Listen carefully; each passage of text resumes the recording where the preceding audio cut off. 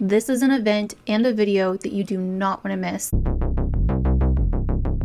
You guys, this is not just like your little average Gemini full moon at the end of the year, okay? Like, this full moon is such a big deal. There's so many cosmic fated events happening right now. We are in a hell of a time. It is powerful, it is life-changing, and it is delicate. So let's talk about it. We have a juicy fated karmic full moon happening in the sign of Gemini on December 15th. I think that we are having major perspective shifts. We are changing our minds about things. We are seeing things in a new light. We are seeing things from a different way.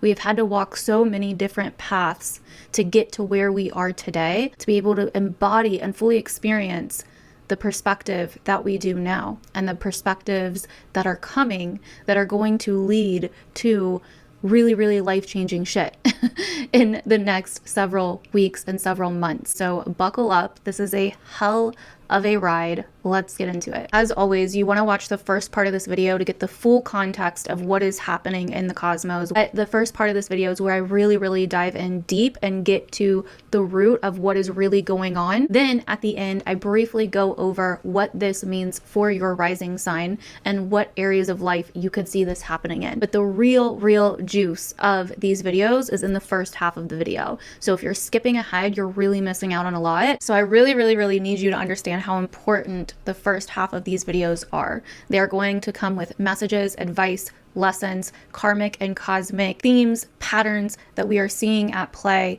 all over. And if you're new here, my name is Tani Michelle. I basically bring the cosmos down to earth. Also, if you would like to get a personal reading, the link is down below. Okay, and with all that out of the way, as always, let's start with what the fuck is a full moon, right? Basically, a full moon is when the sun and the moon are opposite of each other in the sky. Because of this, the moon lights up very big in the sky. We can see her, she's very bright. We can see her full shape, right? And so therefore, what this symbolizes is light, something coming to light, right? Us seeing the other side of something, us realizing something, aha moments, epiphanies. Because it is a peak moment, and because the new moons represent new beginnings, full moons can represent endings, closing things out, or having a culmination point, right? Kind of witnessing or experiencing this culmination of things that we've been going through for however long. So we have endings, culmination points, peak moments, heightened emotions, things coming to light, realizing certain things, seeing things from a new perspective, basically. Now, this particular full moon is happening in the sign of Gemini. And Gemini is a funny sign, okay? Ruled by Mercury, the planet of communication, speaking, movement, and our logical, rational minds, right? Gemini incorporates a lot of these things, right? So the sign of Gemini can really bring up our communication, our minds, our perspective, our perceptions, and basically our mental states. Gemini is a mutable sign, right? And so there's a lot of duality with Gemini. The biggest lesson of Gemini is being able to hold two opposites, two opposing forces at once. Being able to say, this is true, and this is true. Being able to change our minds, being able to see things from a new perspective and shift the mind. Really, Gemini as a sign represents the ever-evolving, ever-shifting, ever-learning mind. It's like infinite learning, because we're always learning something new. We're always taking in new information. We're always seeing a new perspective, a new side. This is why Geminis can be known to be kind of flaky or inconsistent, because one minute they can say my favorite color is blue, and then the next minute they can say actually now it's purple, right? Well, what happened in between that perspective shift and that opinion shift was the fact that new information came in. They saw things from a different side. They saw things from a new perspective. Going back to the Sag New Moon really quick, my video before this video 2 weeks ago, where I went over these last 2 weeks and what was coming, I said that this month in December is so much about seeing things from a new side, seeing things from a new perspective. So where we may have once been on one side of the coin, we may find ourselves on the opposite side of the coin now. We may find ourselves thinking something completely different than we used to. And we may be noticing a lot of this happening recently with Mercury being retrograde, Mars now being retrograde, opposing Venus. There's so many oppositions happening astrologically that we're going to go over in this video. There's so much going on with seeing things from a new perspective. Not only does Mercury deal with this, but Gemini deals with this, the full moon deals with this, oppositions in general deal with this. biggest thing of all, the biggest underlying thing that connects everything happening right now astrologically is being able to hold two polar opposite sides at once.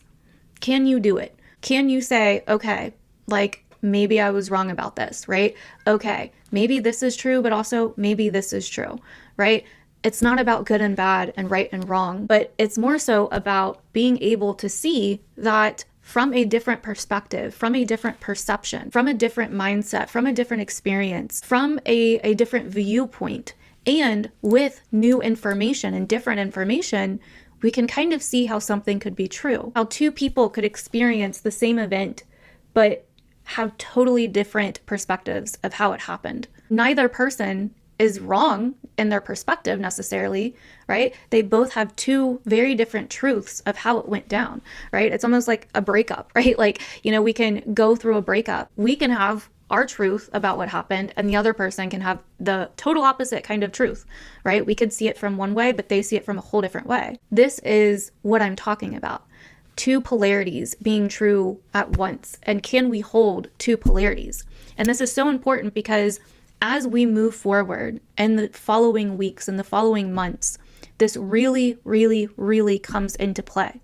Because with the Sag New Moon, that was about really viewing things from a higher perspective, stepping into this calling, stepping into this journey that we've been feeling called to, stepping into this new path and the beginnings of it, right? We may not have taken action all the way, or we may have taken some actions, right? But I talked a lot about the whole staircase analogy, like one step at a time. Don't view the whole staircase and all the little things that you have to do, like focus on one step at a time. And that's still very, very much true right now for this Gemini full moon, right? But it's also very much about, like, can I hold these different ideas, these different perspectives, these different ways of looking at things at the same time without rejecting one for the other or pushing away one for the other, right? So this is really about the freedom and the beauty and the ability to change our minds and hold vastly different energies.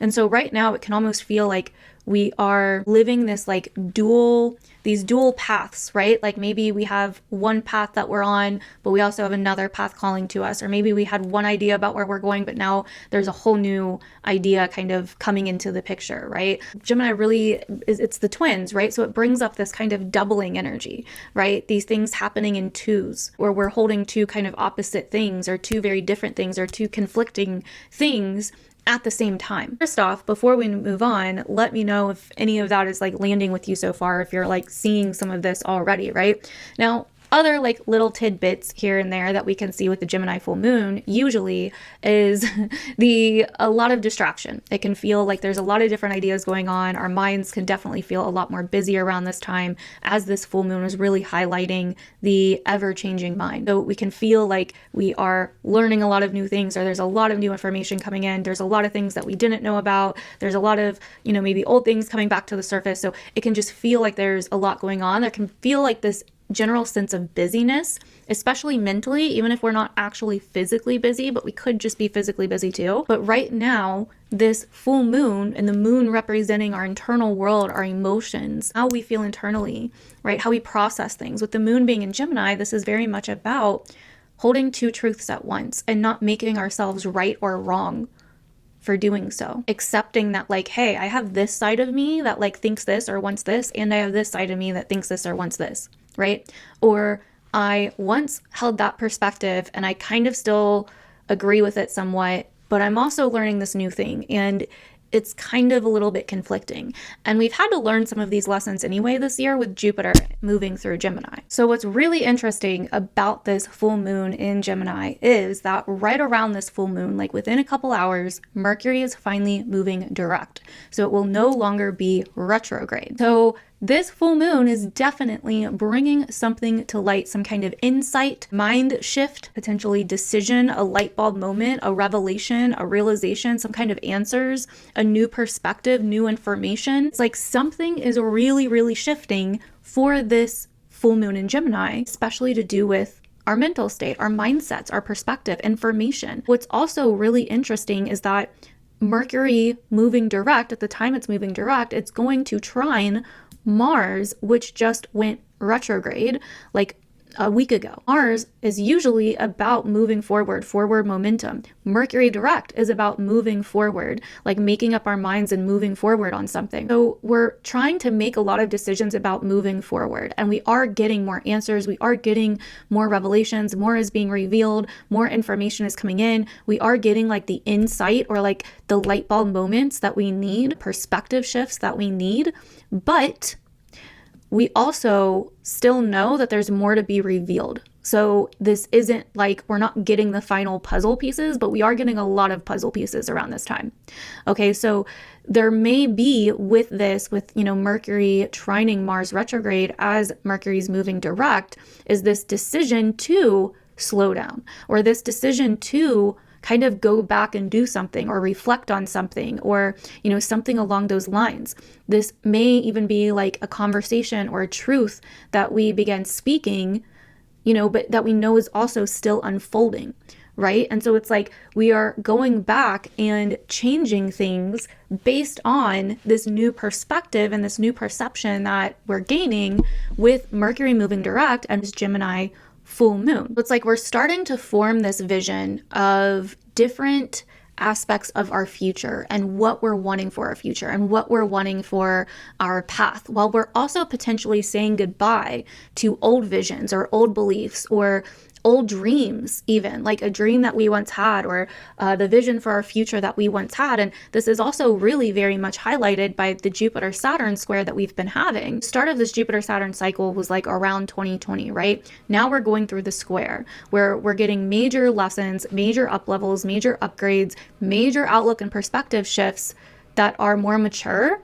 and that are really kind of realigning us with what feels true for us at this time. So what this really looks like to me is that we have a lot of ideas, we have a lot of different sparks of inspiration, we have a lot of different puzzle pieces and answers and revelations and realizations about our truth, about what feels right for us, and we're accepting the dual nature of some of these things, right? But we're not putting them into motion just yet because Mars is retrograde.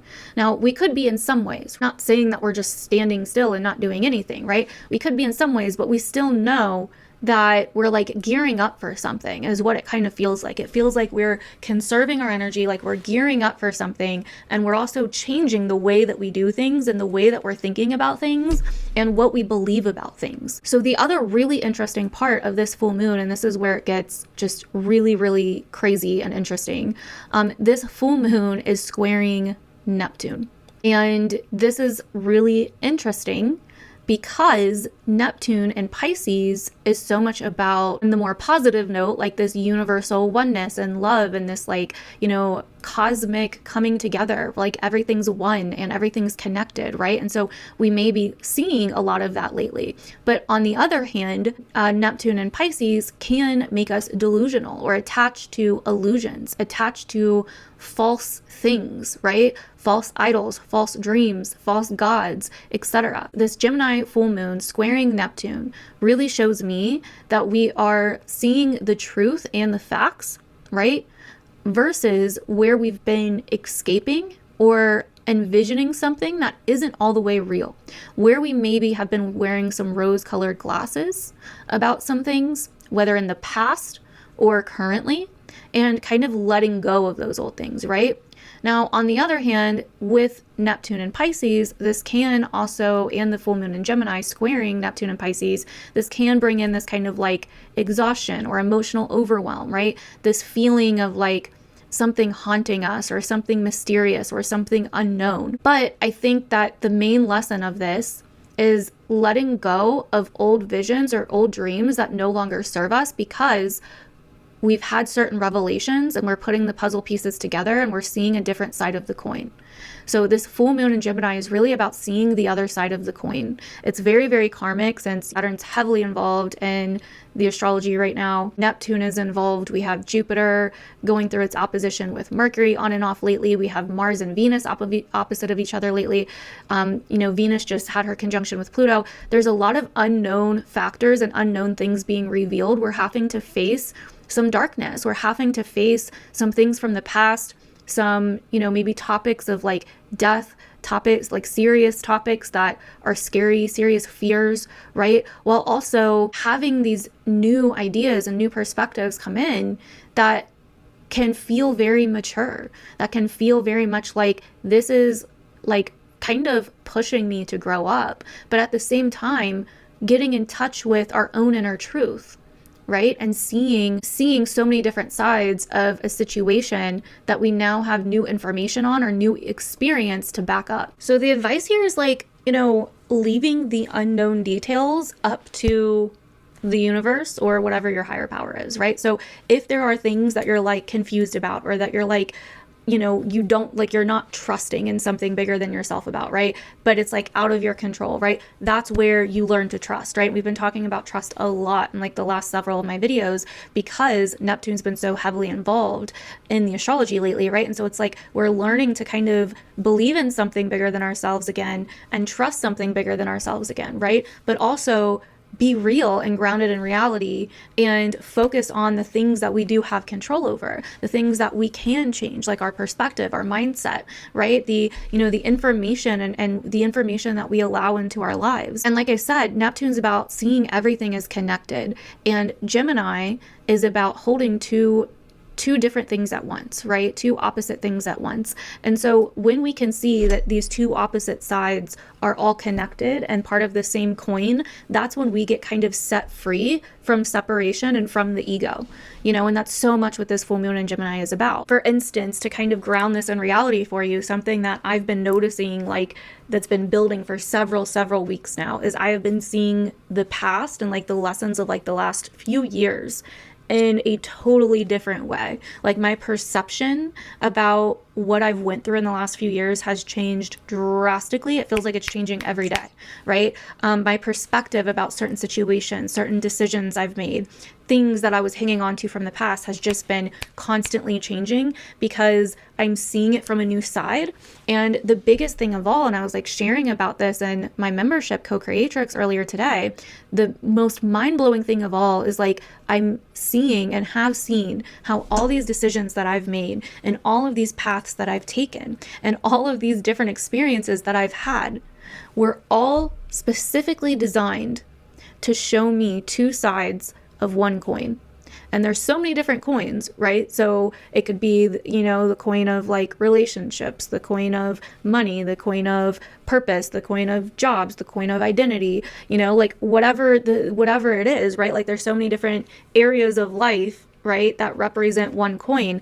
But it's like all these things, you know, like I feel like life just sets us up sometimes to like go on these different journeys or explore these different interests or these different likes or these different hits of inspiration, just to fully experience that path, what it's like to fully embody it, to fully go in on it, just to come to a conclusion, just to come to a perspective, just to show us that perspective, just to show us that perception, right?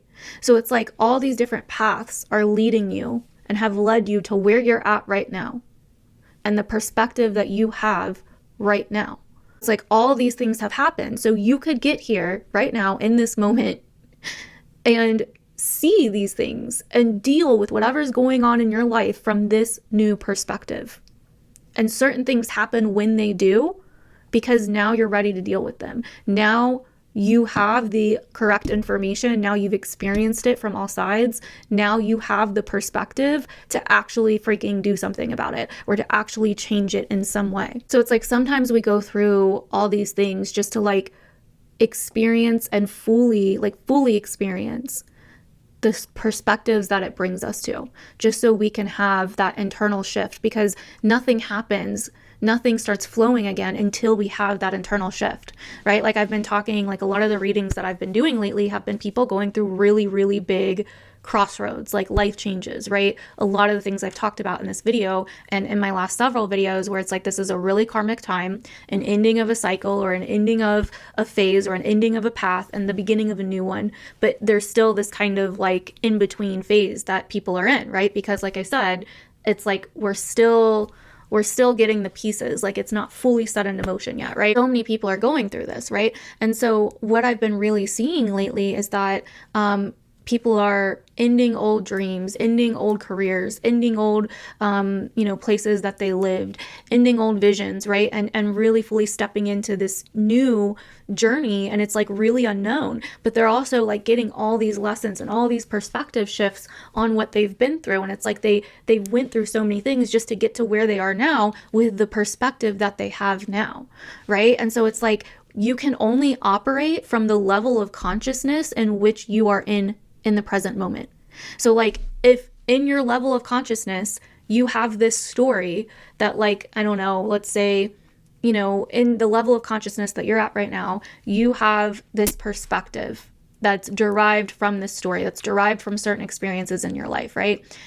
Like that you are a teacher, right? And you have shitty relationships and relationships never work out for you. In that bubble that we're calling the perspective, right? In the context, whatever you want to call it, the level of consciousness that you're in, you're not going to think about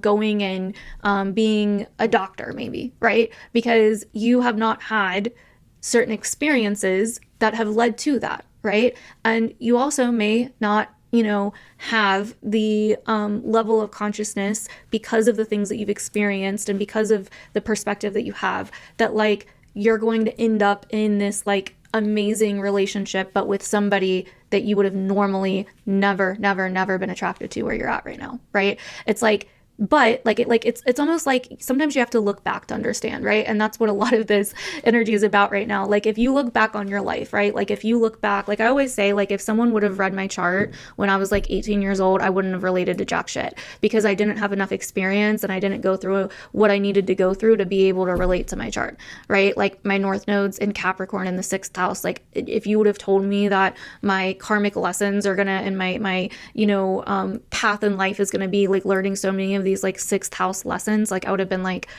I don't know what you're talking about. Like, I'm not interested in any of that. Well, like, yeah, duh, because it's your North Node, right? But like, if you would have told me back then that I would have been doing YouTube videos on astrology as an astrologer, I would have fucking called bullshit. Like, I wouldn't have believed it, right? Because that wasn't even a thing, right? That wasn't even a thing in my consciousness. I was into astrology, never like had the interest to like become an actual astrologer though at the time, like I had other things I thought I was going to do, right? And so it's like, that's what I mean. It's like you are only operating from what you know, what you've experienced, your viewpoint, your outlook, your perspective right now, right? And so much of this is showing us where old perspectives are keeping us stuck, where old perceptions are keeping us stuck, old outlooks are keeping us stuck, old mindsets are keeping us stuck, old experiences that we're still hanging on to from the past are keeping us stuck. And then also old stories from the past, right? That we're still hanging on to about why this happened, why that happened.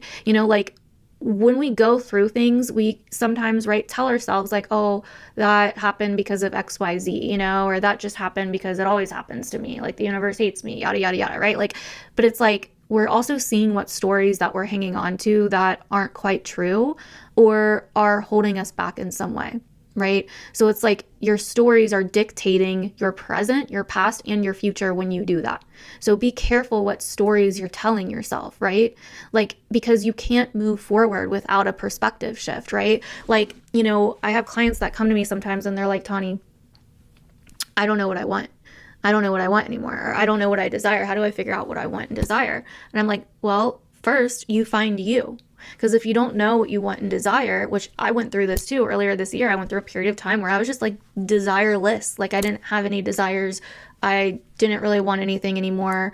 And now that's changed. I have desires and I want things again and I'm passionate again, right? And I see different things that I want to do again. But what happened and what changed was I had to find me again. When we don't know what we want, we usually need to start with who are we? Right? Getting to know ourselves again, basically. Like working on the relationship with ourselves. It's like going on a first date, right? Like you get to know the person before you start really getting and understanding what they like and what they want and what their dreams are, right? It's like you have to get to know yourself now in the present to know what you like again. And through that process and experience and that journey of getting to know yourself, you go through things, you gain more experiences, you gain new information, you gain new insight. Then you start getting the little inspirational hits here and there. or things start returning from the past that like you used to want to do, but like you kind of put off, or, you know, like you never actually did it, right? Which I find happens a lot. Like, it's like there's not too many like new things that come in that's like, ooh, I want to do this and it's brand new. It's like, no, I thought about that before and I just never did it, right? Because I didn't have the perspective shift. I didn't have the internal shift I needed to like actually believe that I could move forward to do that.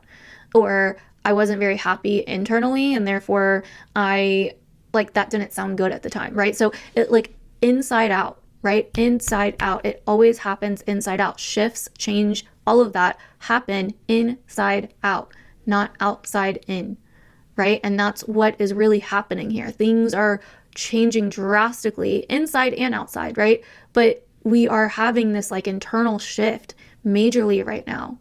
And then we're like, okay, I've had this internal shift. How do I get the physical things in my life, in my reality, to align with that? Right? But we're still going through the internal shifts. So we can't quite align our physical reality just yet with the internal stuff because we're still going through it. We walked whatever path we've been walking to get to this point right now at this time, to understand both sides of a coin, or maybe a few coins in our lives. Okay, so let me know if that is relating with you so far down below. I'd really love to hear if this is all like landing with you, because I've been finding it's been landing with a lot of people lately. Like, all change happens in the mind first, right? All change happens in the mind first. We can't change our lives or change our circumstances or change our situation without changing our minds and how we're viewing things and how we're thinking about things and how we're looking at things. You know, like I think it was Einstein that said, you know, you can't solve a problem from the same, you know, with the same mind that created it, right? Like with the same thoughts that created it, or whatever.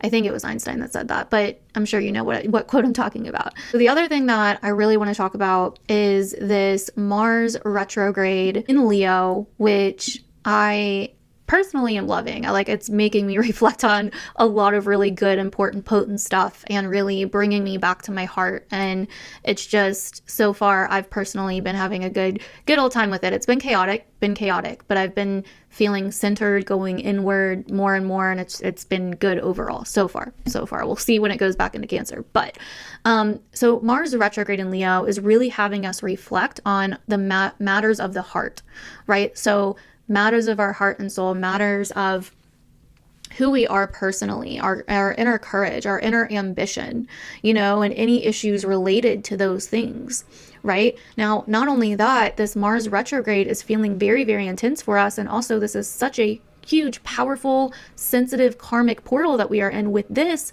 as well, because it is opposite Pluto and Venus, right? Now, Venus is starting to come out of the opposition with Mars, but we're still feeling it. So this is bringing up a lot of deep inner self-reflection and changes and shifts, karmic shifts going on within our relationships. Again, needing to see things from a different side, needing to kind of put maybe our own will, desires, wants to the side for a second to see what's best for everything, or in the long run, or from a bigger perspective, or for the greater good in some way with Venus and Aquarius, right? And so this is very much about this kind of controversial but serious, intimate tension that we're dealing with in some area of our lives.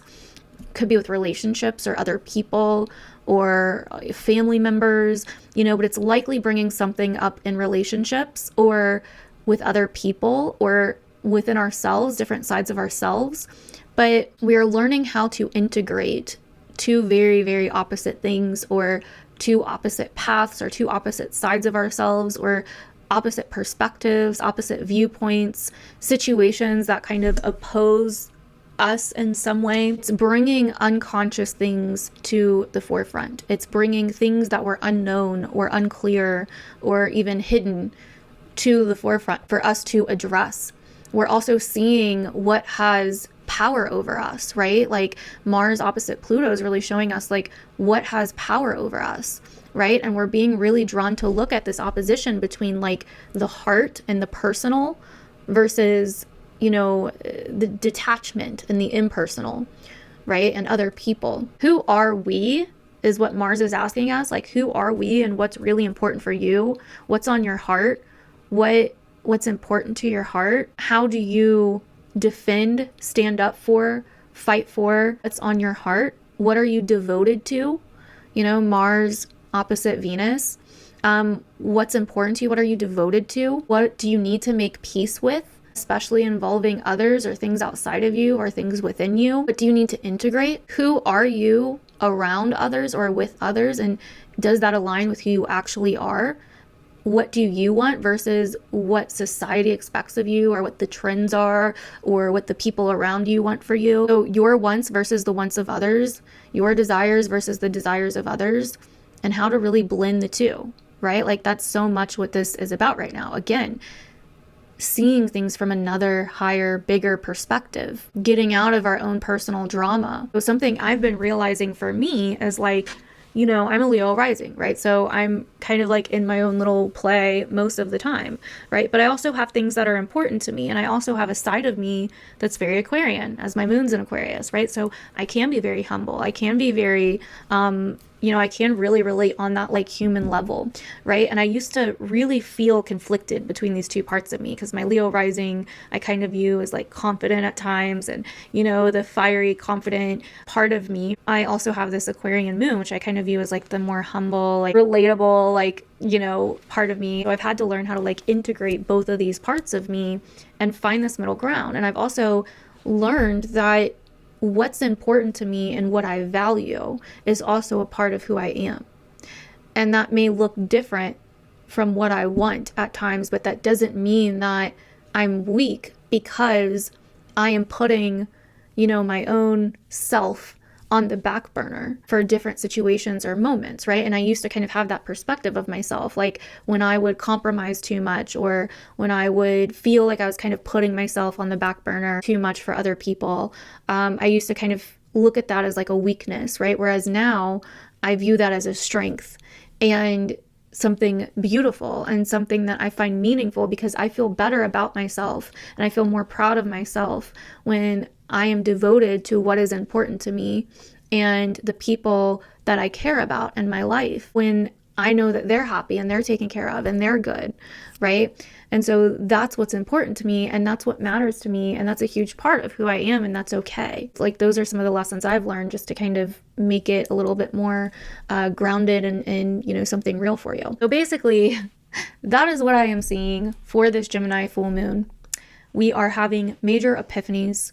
We are making up our minds about a lot of different things. It's a multidimensional kind of full moon and kind of time, right? This isn't just like one area of your life. And that's why I said, like, the horoscopes may be helpful and may relate to some things, but so much more. This full moon is highlighting so many other things going on right now.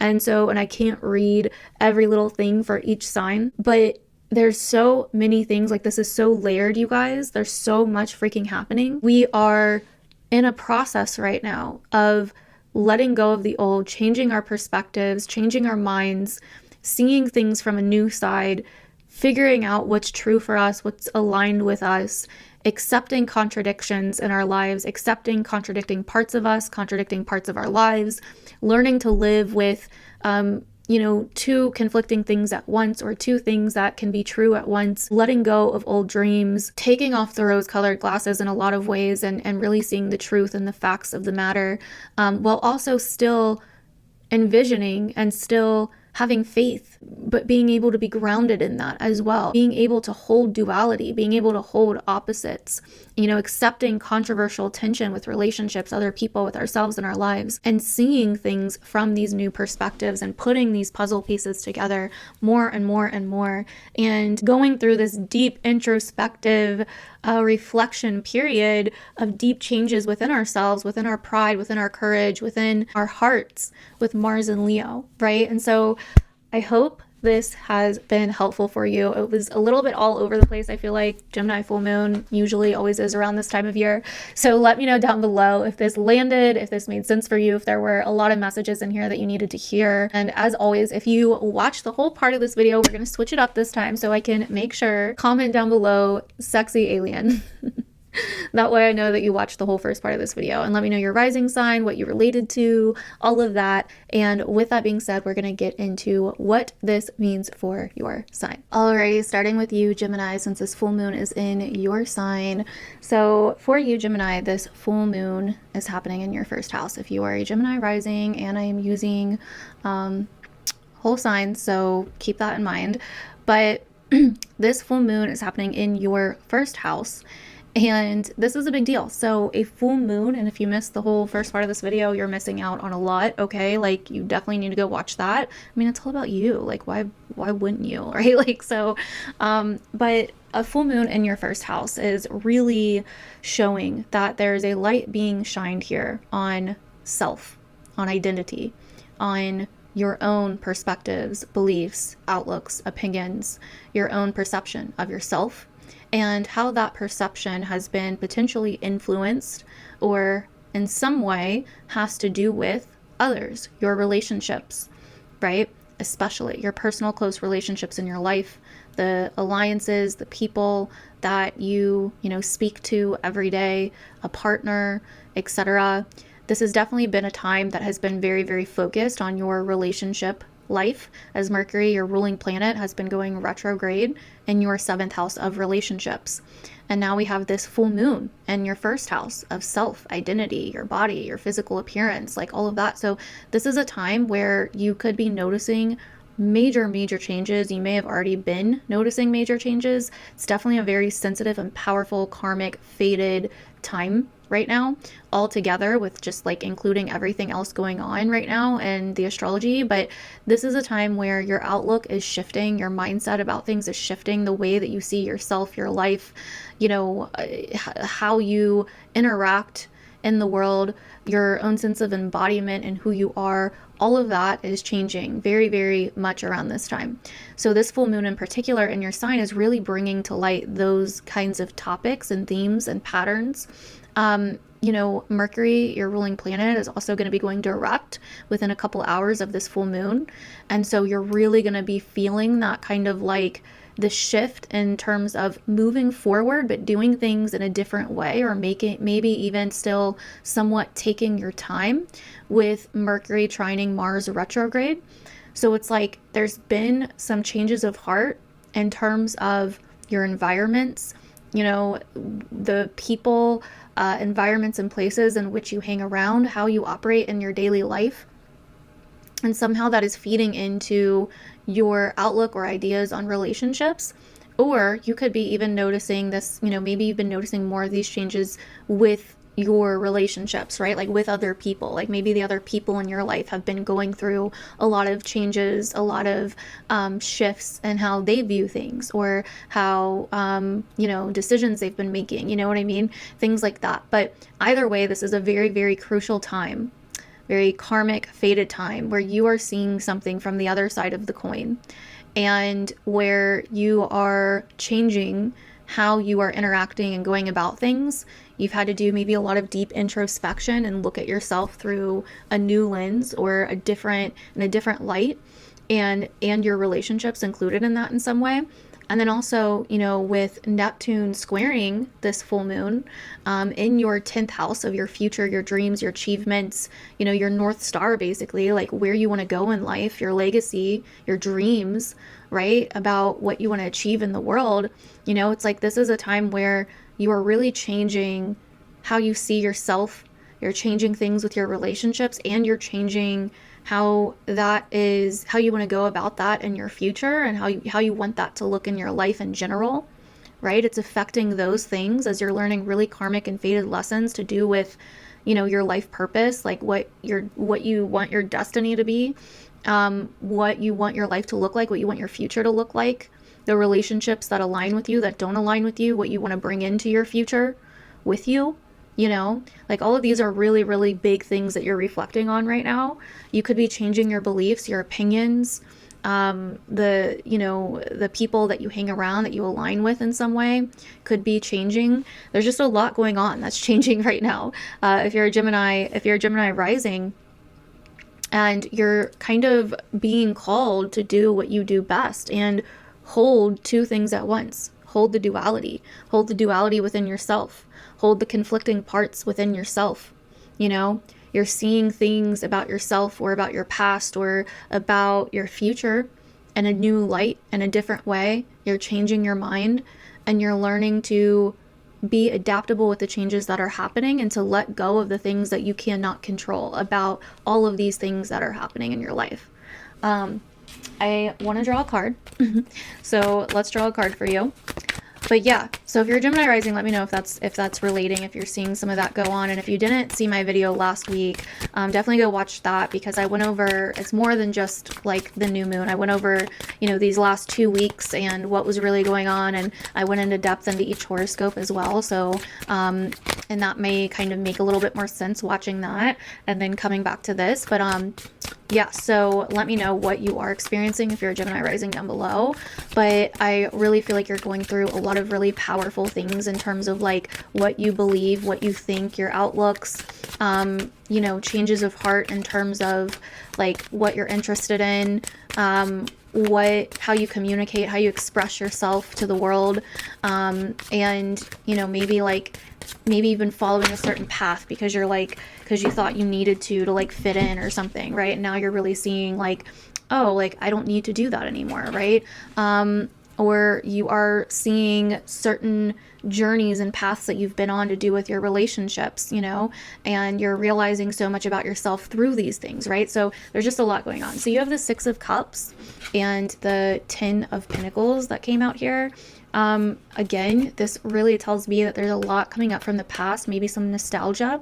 I feel like you are really letting go of something that you wanted in the past. Again, 10 of Coins, like a future you wanted, a dream you wanted. It's like something that you've wanted for so long and you're now seeing it in a new light, and it feels nostalgic and it feels comfortable and it felt safe, but it's like something's changing here, right? It's like you're learning to let go of something from the past, even though it's like sensitive, or even though it is emotional, or even though it was something that you yearned for. Maybe it was something that you already achieved as well. Like maybe you did achieve a certain amount of success with whatever this is, whether it's a relationship, a career, a dream, a future that you were aiming for.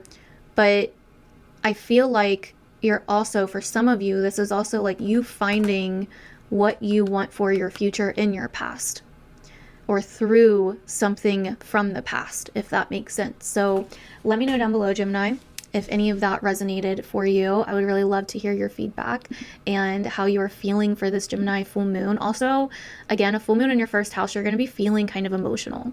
You're definitely going to be feeling this full moon a lot more than maybe other people around you. It's definitely going to be a time where you are getting aligned with your internal world. It's like it's like how you feel is going to start matching how you act, right? Like you're getting aligned with things, you're syncing up in some way, right? And so you may notice that you're more emotional, you're more distracted, you may be a little bit all over the place, but whatever's coming up is meant to come up around this time. Just remember that. Feel it. Don't hold on to it. Don't suppress it. Feel it so you can let it go if it's something you need to let go. Feel it so you can forgive it if it's something you need to forgive. Allow the emotions to rise because they have messages for you. They have wisdom for you, okay? So anyways, thank you, Gemini. Moving on to Cancer Rising. So this is for you if you have Cancer in your first house. I do use whole signs, so the whole sign house system. So keep that in mind. So if you are a Cancer rising, this full moon's happening in your 12th house. So this is definitely a time where you are definitely feeling introspective. You are really going to be pulled to go within around this time.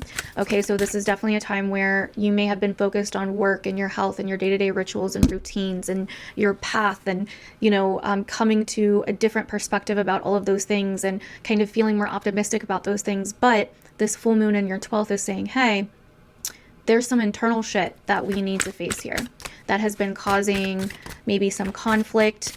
There are some internal things that are conflicting with each other within you, or some things that you've been putting off, some things that you've been putting to the side, some things that you've been ignoring or even escaping because you've been wearing some rose-colored glasses about something, right? And so this full moon with Mercury going direct right around the time of this full moon in your 6th house is you seeing things from a different perspective. You seeing something from another side of the coin. You kind of, you know, seeing a new like a new truth about something, or some kind of new information coming in, or a new insight. Now this is a very subconscious part of the chart, so remember, this could be coming through messages and dreams, through random emotions that are coming up, or random emotional outbursts that you may feel like, where is this coming from, right?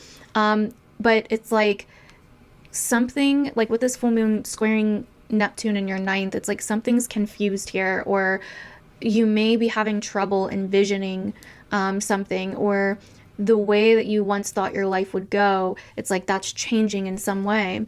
And so you're like needing to face this. You're needing to kind of confront these different opposites going on within you that you've been kind of wearing rose-colored glasses with, to kind of like, you know, like it's one thing to be optimistic, and it's one thing to like view things from a higher perspective and, you know, be positive, but it's another thing to like kind of bypass like certain truths that are going on within you that need to be faced, right? Like it's another thing to not be grounded in reality. And so this is you coming to terms with some inner truths, some inner things going on within your mind, within your subconscious, within your emotional world, that you need to confront, that you need to face. And remember, you may come to the conclusion that two things can be true at once. It doesn't just have to be black or white, or one or the other. It can be like, you know what, I feel this way and I feel this way. Like, you know what, I feel good about this and I feel scared and I feel unsure at the same time. And that's okay, right? Like it could be something like that. It could be something from the past that's coming up here, something that you're letting go of from the past. You know, also with Mars and Venus and, you know, Pluto there as well, being opposite in your second and eighth house, there are a lot of really intimate, also somewhat subconscious things that you are addressing in terms of your finances and your relationships with others and finances. So these are things that, you know, you're needing to kind of face or address in some way, or integrate two opposites here in some way. So yeah, there's a lot going on. So for you, Cancer, we have the Lovers and the Seven of Coins reversed. Okay, so obviously, like the Lovers can be a relationship. It can also be integrating two paths, or coming to a crossroads, integrating opposites, integrating two parts of yourselves. If you feel like this isn't about a relationship for you right now.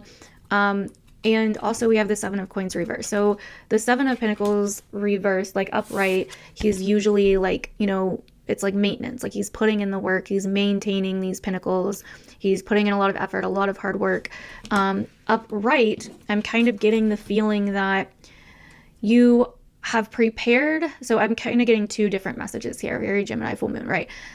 I feel like some of you have prepared or put in the work as much as you possibly can into something, but there's still this like unknown. And so that's what's kind of freaking you out. And that could be what's coming up around this full moon.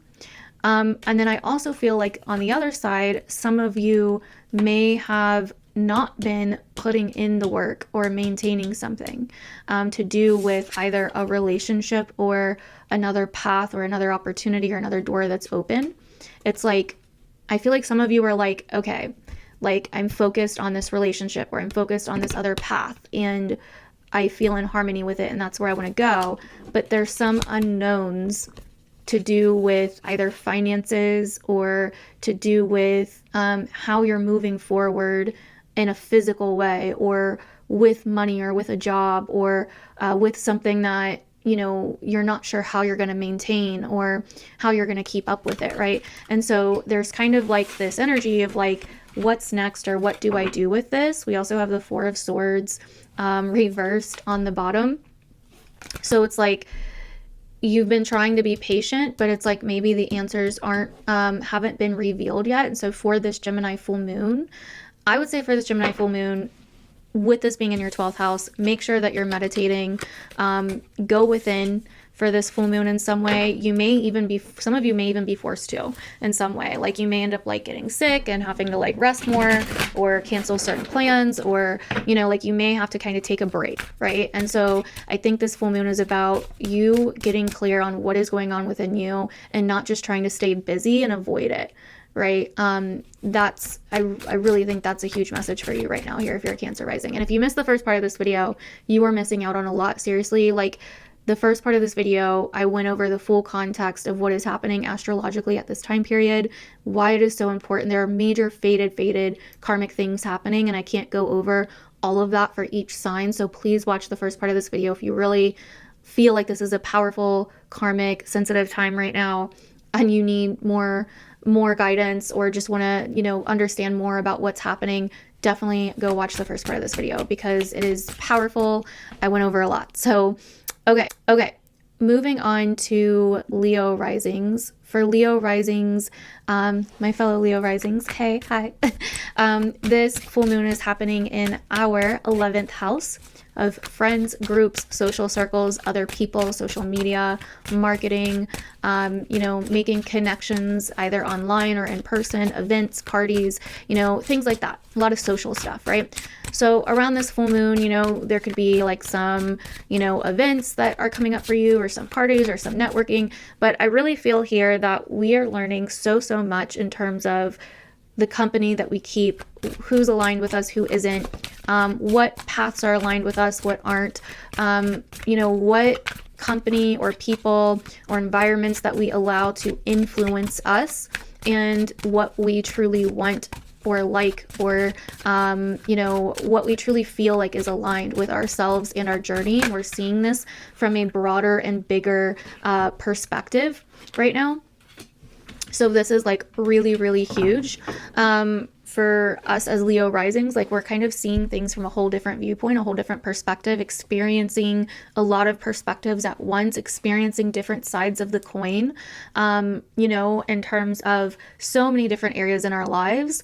You know, with identity, with relationships, with matters of the heart, with, you know, our courage, our ambition, our confidence, our bodies, our work, our career, our passions, and, you know, the people that relate with those passions, or the audience for those passions, or the social life, you know, our social life, or the gatherings, you know, like whatever, right? Like, there's so much going on here, for everybody. Like, I went over a lot of it in the first part of this video. So if you didn't watch the first part of this video, go watch it, because it's from my perspective as a Leo rising. So I'm sure I'm going to say a lot of shit that you're going to need to hear and that you're going to relate to. Okay. So do not skip the first part of this video. But, anyway, so with Mars retrograding in our sign, we are reflecting on who we are again, what's good for us, what we want again. And we're also potentially putting some of our own will, desires, wants, to the side for others right now because of Venus being in our 7th.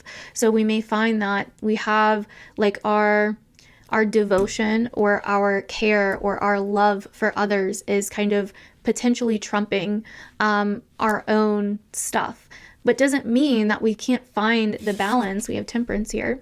Doesn't mean that we can't find the balance and the harmony, right? And the middle line here, right, between the two. But there is this kind of dynamic going on lately where it's like, what's good for us versus what's good for others, or what's good for the greater good with the relationships that we have in our lives, right?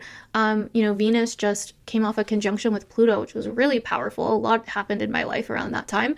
Don't know about you, about like the last week or so, which could have brought up a lot of things that were hidden in terms of our partnerships, our relationships, or a lot of more serious topics that we maybe didn't know about, or that were coming to a culmination to do with our relationships, which maybe meant that we had to put our own shit aside for a second, right? Doesn't mean that we still can't explore this Mars retrograde in our first house, because we're making many changes to how we see ourselves and our own sense of embodiment in who we are. We're making changes in terms of our confidence, our ambition, our self-worth, right? But we're also seeing the value of certain relationships in our lives, or seeing where a lot of changes need to be made in relationships, right? But it may not all be clear yet, again, because Mars just started retrograding, right? So it's like all of this is coming up right now, but we may not be clear on where it's all leading just yet, right? We're also thinking about all the different possibilities for our future, all the different, you know, ways where we can see, you know, all the different perspectives that we can see for our future and how we want to align with that. But we also still have karmic things to sort out, fated things to sort out, things that we have to either forgive, either ourselves or other people for, things that we have to kind of let go of, things that you know, like we need to figure out, right? And so it's like things from the past, karmic contracts, karmic relationships, karmic, you know, financial things, you know, like whatever the case may be, there's still a lack of clarity overall, but there's still a lot of clarity coming in, right? It's like we're getting pieces to the puzzle, but we still don't have the whole puzzle figured out yet. And that's okay. Be okay with that right now. Right now is a time to focus on you, and you can also focus on what's important to you, right? But also don't forget to take time to yourself to get back to the things that help you feel more like you, right? While also being there for other people, because that's also a part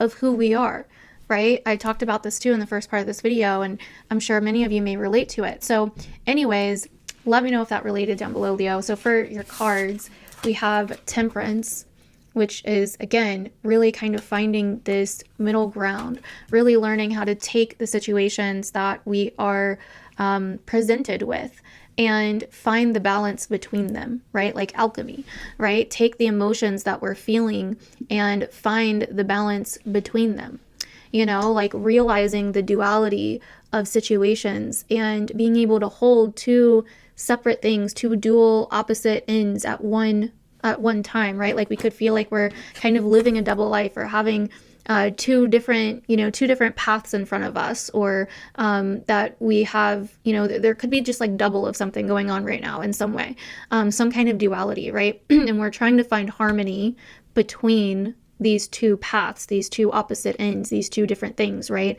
Compromise, right? That's another big one. But self-control, Temperance teaches us that self-control comes from the inside out.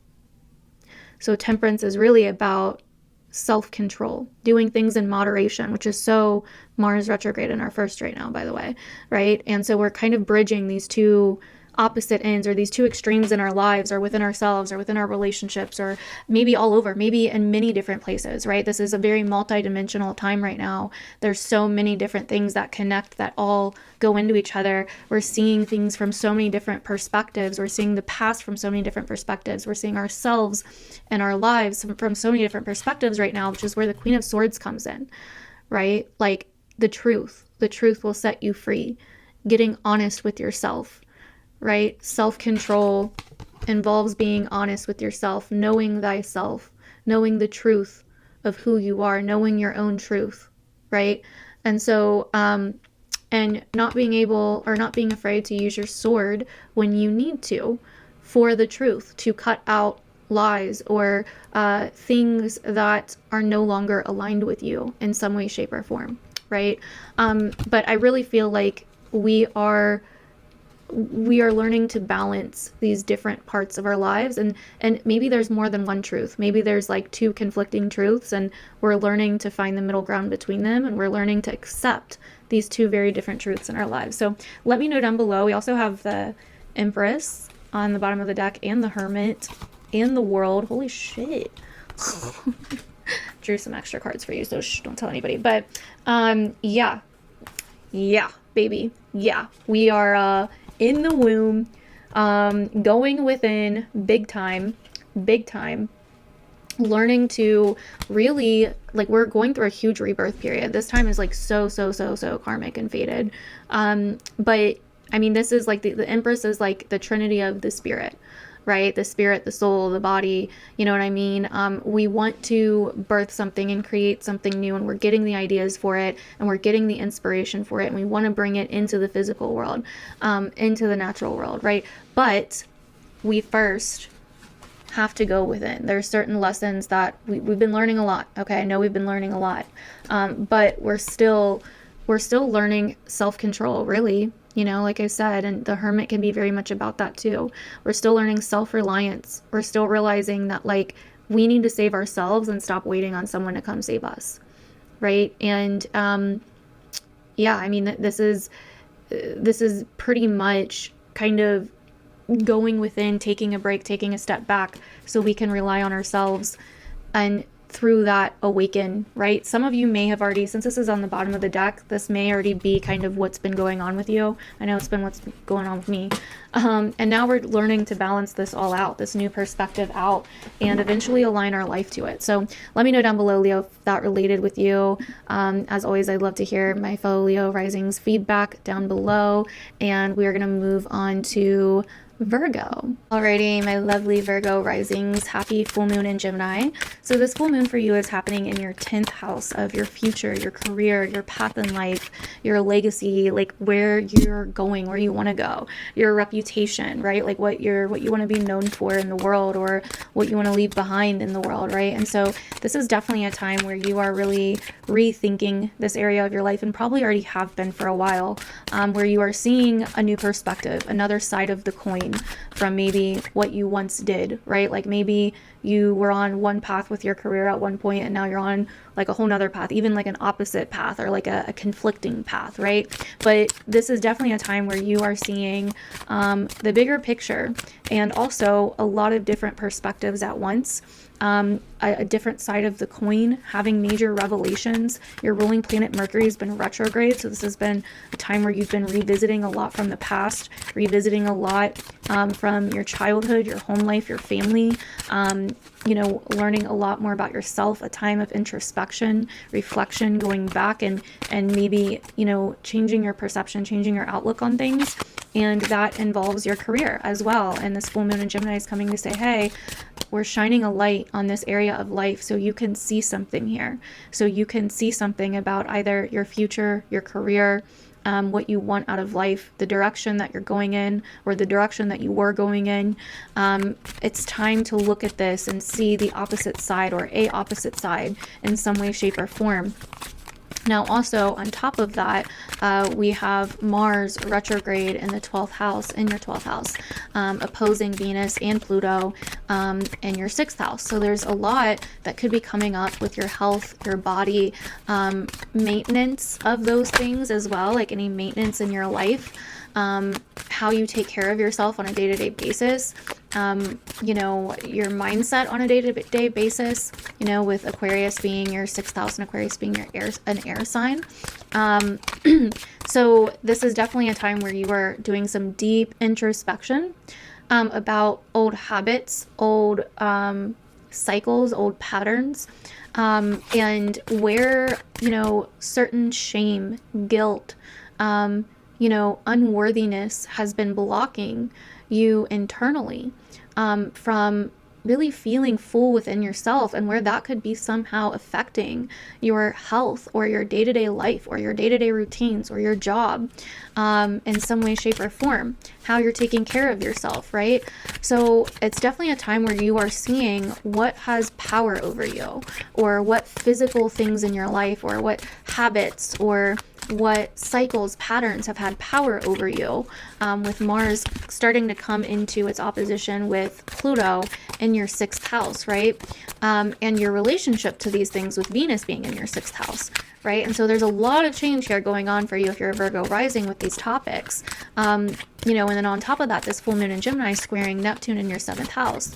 So this is you coming to new realizations, like seeing something to do with your relationships, and where you need to let certain things go, let certain old stories go, you know, let certain things from the past that are still kind of lingering, like maybe old feelings or things that still haunt you, you know, from the past. And I think that's what so much of what this is about for you if you're a Virgo rising, like what still haunts you from the past, you know, that's lingering, that, you know, feels like it is somehow like that you're holding on to it, or you're attached to it somehow, right? And where can you see the oneness in it, the connection of it all, right? Because Neptune is really about connection. It's like dissolving the illusions of separation. That's the higher version of Neptune, right?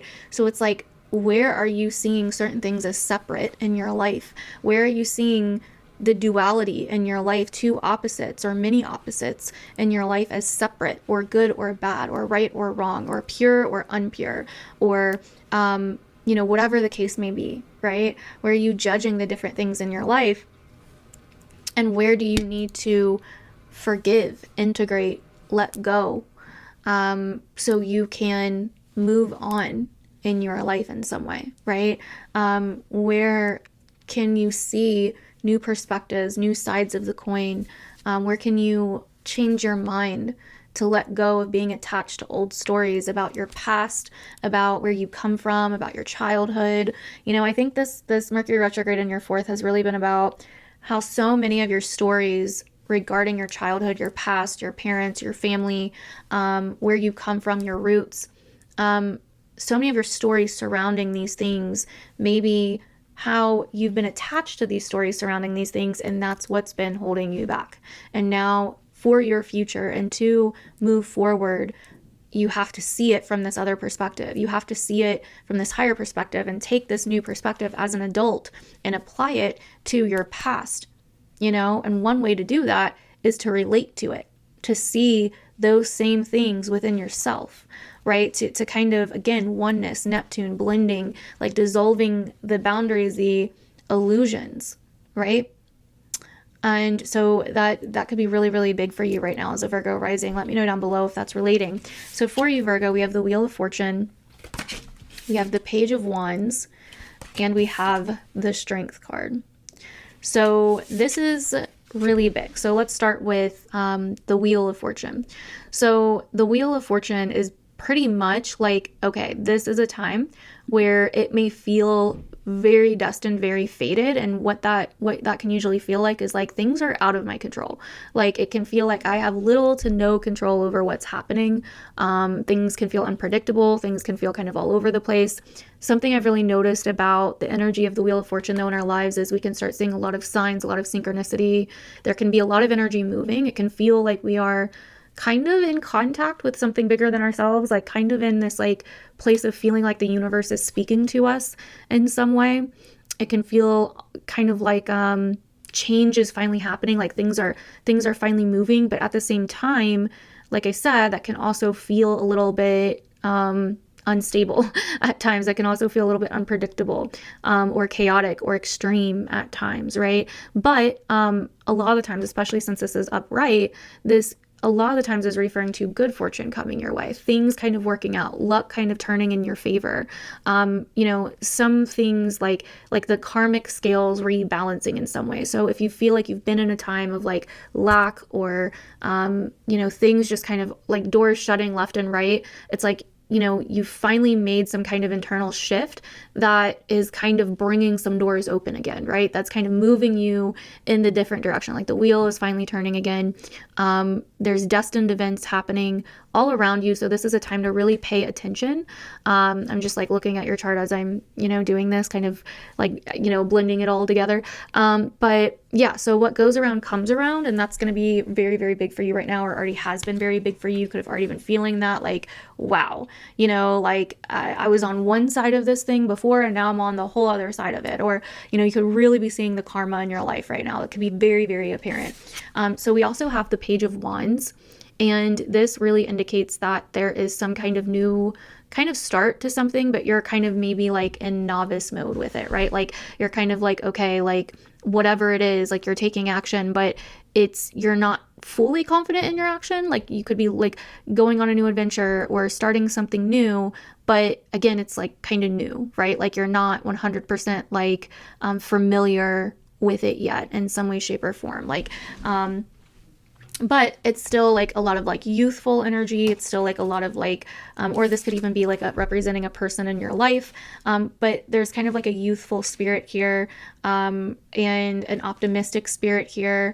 And it's like, okay, like, you know, things are finally turning. I'm seeing things kind of play out, and I'm not 100% confident, and I don't know everything, and I don't know exactly how it's going to play out, but we're going to roll with it, right? Like, so then you also have strength, and strength is very much about inner strength. Okay, so this is where basically, you know, like she doesn't need to pry open the lion's mouth. He basically does it for her, right? And we see this and we're like, what, like, how'd you do that? Like, you know, and that's why like it depicts like an actual like woman here who's like very poised and gracious, and in like the normal, you know, Rider-Waite deck, the lion's just opening his mouth for her. She doesn't even like, she's not she doesn't have to force anything. So true strength isn't about forcing anything, right? True strength is really about an inner knowing and an inner belief in yourself and what you're capable of. It's realizing that inner strength matters most, not external strength. So I really see this as taking it one step at a time, being okay with being new at something or going through something that is somewhat new in your life, being okay with being somewhat of like a novice in this phase of your life right now where you're at. And not knowing everything and it being a little bit unpredictable. Like, it's okay. Things are turning in your favor. Destiny's on your side, but you're really, really being guided to trust in your inner strength, right? Remember who you are. Come back to who you are. Believe in yourself. That is where you are going to find the most strength and courage. Like, you don't, face a fear because you are fearless. You face a fear because you have courage, and courage can be tapped into at any time. It's not something that you have to wait on, right? It's just something that you just have to do, right? Like, you just have to do it. And so that's what this is about. And so if you're going through something where it feels like, I don't know if I have what it takes to deal with this, or I don't, like, you're not feeling super strong in this moment, for whatever reason, remember this, right? Like, it's about your inner strength, not about your physical strength. So it's about finding that courage within to deal with whatever you're going through and to just do it, to just face it, take it one step at a time. You don't need to know how it's all going to play out. You don't need to know all the details. You just need to tap in to that belief within yourself, that inner strength, that inner knowing. Remember who you are and what you're capable of, right? Believe in yourself, and that's where the inner strength comes from. Have conviction in your inner knowing, and it'll be okay. And that's what I'm seeing for you if you're a Virgo rising. Let me know if that related down below, Virgo. So for Libra risings, this full moon in Gemini is happening in your 9th house. And basically, this means that you are getting a new perspective, or something is coming to light to do with your belief systems, to do with learning, education, traveling, different adventures and journeys, soul searching kind of things that you may be going on, your outlooks and your views on the world, your belief systems, things like this. Sometimes the 9th house can involve the legal system, religious beliefs, politics. So those are also topics that you could see coming up right now. I'm going to put this back because I didn't really connect to your energy just yet with these. So, okay. So on top of that, you have been doing a lot of introspection and, really kind of going within and reflecting on what you think versus what other people think. You've been maybe doing a lot of learning or re-educating yourself on something, or you've been reflecting on your environments and, the kind of day-to-day things that are close to home, maybe even, family, like things like that. And you're also kind of looking at things from a new perspective, a higher perspective with this Gemini full moon. Okay, so this Gemini full moon is really bringing something to light in terms of seeing something in a new way, holding two sides of the coin, seeing a different side of something, holding two opposite polarities, holding duality at the same time, right? Now also we have Mars retrograde in the sign of Leo, in your 11th house, opposing Pluto in your 5th house. So this has been a time where you are maybe integrating or reconnecting with things that you love or are interested in, or hobbies or creative pursuits, etc. And also figuring out like where that fits into your normal life. You're going through this time can kind of feel almost a little bit like high school for you, especially as like the weeks and months go on. Because Mars being retrograde in your 11th house in Leo is like, really kind of showing you where you may have or need to make some changes in terms of how you go about your social interactions, your social relationships, your connections, the crowds that you belong to, the groups that you belong to, where you may seek like outside validation, and where you may not be accepting, you know, certain things about yourself that maybe you keep more hidden or keep secret, or that are weird or different or unconventional in some way. And so these are some of the topics that you could see really floating around recently. And I mean, they could be very powerful topics too. You could also be, you know, seeing the topic of like love, sex, children, romance, you know, things like that could be coming up within all of this as well with that 5th house energy. So overall, this full moon in Gemini is squaring Neptune in your 6th house. So it's like there's something here, some kind of new information, some kind of new standard or even moral or something like that, some kind of new belief or something is really coming in here that is potentially bringing up or kicking up some confusion or how you once saw something to do with your work, health, and day-to-day routines. So like you could have had like a certain vision about where you wanted your work to go or where you wanted your work to be, but this full moon in Gemini is coming in and saying like, and showing you a new perspective or a new side of that, or showing you more about what you believe and if your beliefs really align with the path you've been going down in terms of your work or in terms of your health or in terms of your day-to-day habits and routines, right? It could be showing you like, hey, you've been kind of wearing rose-colored glasses in this area of work or what you thought you wanted to do with work. And, you know, you may need to look at this from a higher perspective or a different viewpoint, or, you know, you may be changing your mind about certain things, right?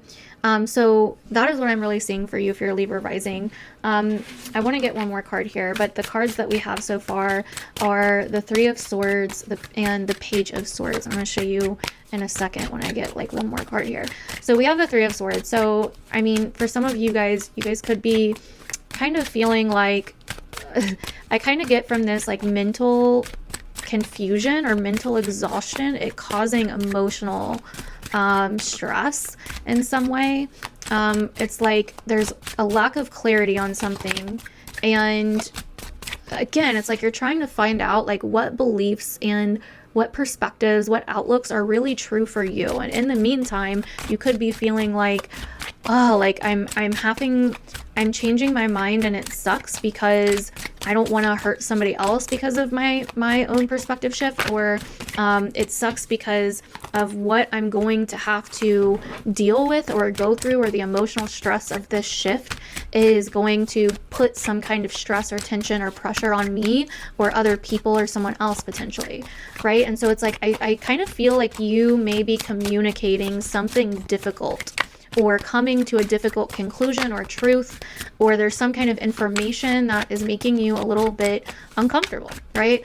For this Gemini full moon, I don't feel like it's like super negative or anything. I think overall this is leading you in a positive, more truthful, honest direction, but there's this sense of like not 100% knowing something for sure, but then also at the same time knowing enough that it's like, you know, you need to make some kind of change, right? 6 of Swords. It was actually reversed, but so we have the 6 of Swords. So it's like, you know enough, like I was just saying, that it's like I need to make some kind of change, right? So we have the 3 of Swords, the Page of Swords, and the 6 of Swords. A lot of this is about finding your truth, and again, that truth may lead you away from certain connections, certain old truths or old perspectives. And again, it doesn't mean like, I feel like this is coming from you really feeling like one thing is bad and the other thing is good. But if you missed the first half of this video, you need to go back and watch it. I'm telling you, if this is relating, you need to go back and watch it. But I feel like really what's happening is you're separating things into this is bad, this is good, right? I used to think this way, but that's bad. And now I think this way and that's good. Right? Or I used to think that way and that was good, but now I think this way and it's bad, right? And it's like, no, that's where this stress and confusion and polarity is coming from. It's like, no, like it's okay to change your mind. It's okay that you don't know everything. It's okay that new information has come in. And as long as you're truthful and transparent about it, it's going to be fine. And yeah, you know, like, I feel like this is a lot of unnecessary worry, like mental worry about like how this is going to play out or what's going to happen because of it, but you're going to be fine. Okay. Like the 6 of Swords here, you're going to be fine. Hermit at the bottom, you're going to be fine. I think you're walking away from something that no longer serves you because you've had a change of heart, you've had a change of mind, and you know that it's going to lead you down a different path or away from something that once was, or that you once felt connected to, but you no longer do.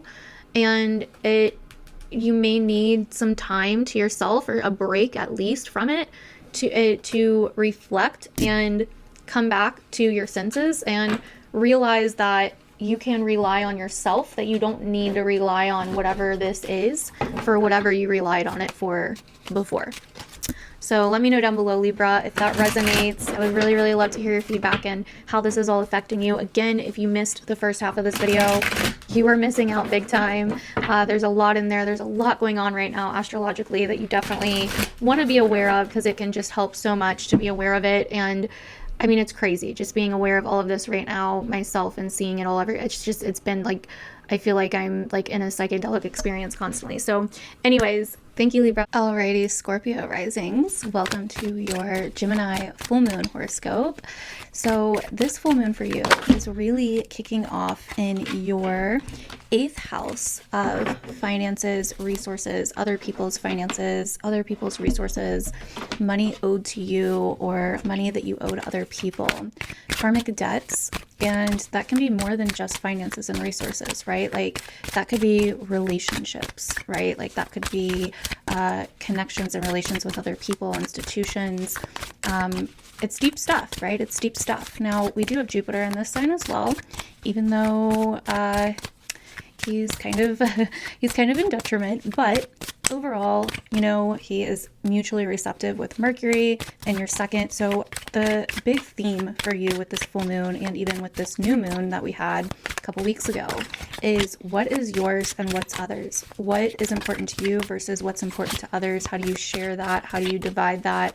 How do you find the middle ground with that, right?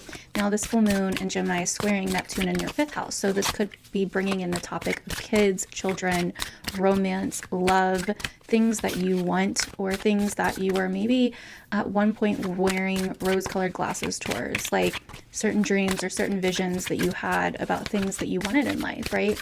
And with this Gemini full moon, it's like you're facing the facts and you're seeing it from a different perspective now. You're seeing it from a different side, and you're kind of being asked to look deeper at something and see it from a different angle, right? The 8th house also brings up, you know, occult matters, esoteric matters, things that are more hidden or subconscious, things that have power over us, lessons revolving around our inner power, where we feel indebted to something or controlled by something, or something along those lines, right? So some of that could be coming up as well. Now, I think the lesson here of this full moon is really kind of releasing yourself from the weights of the past.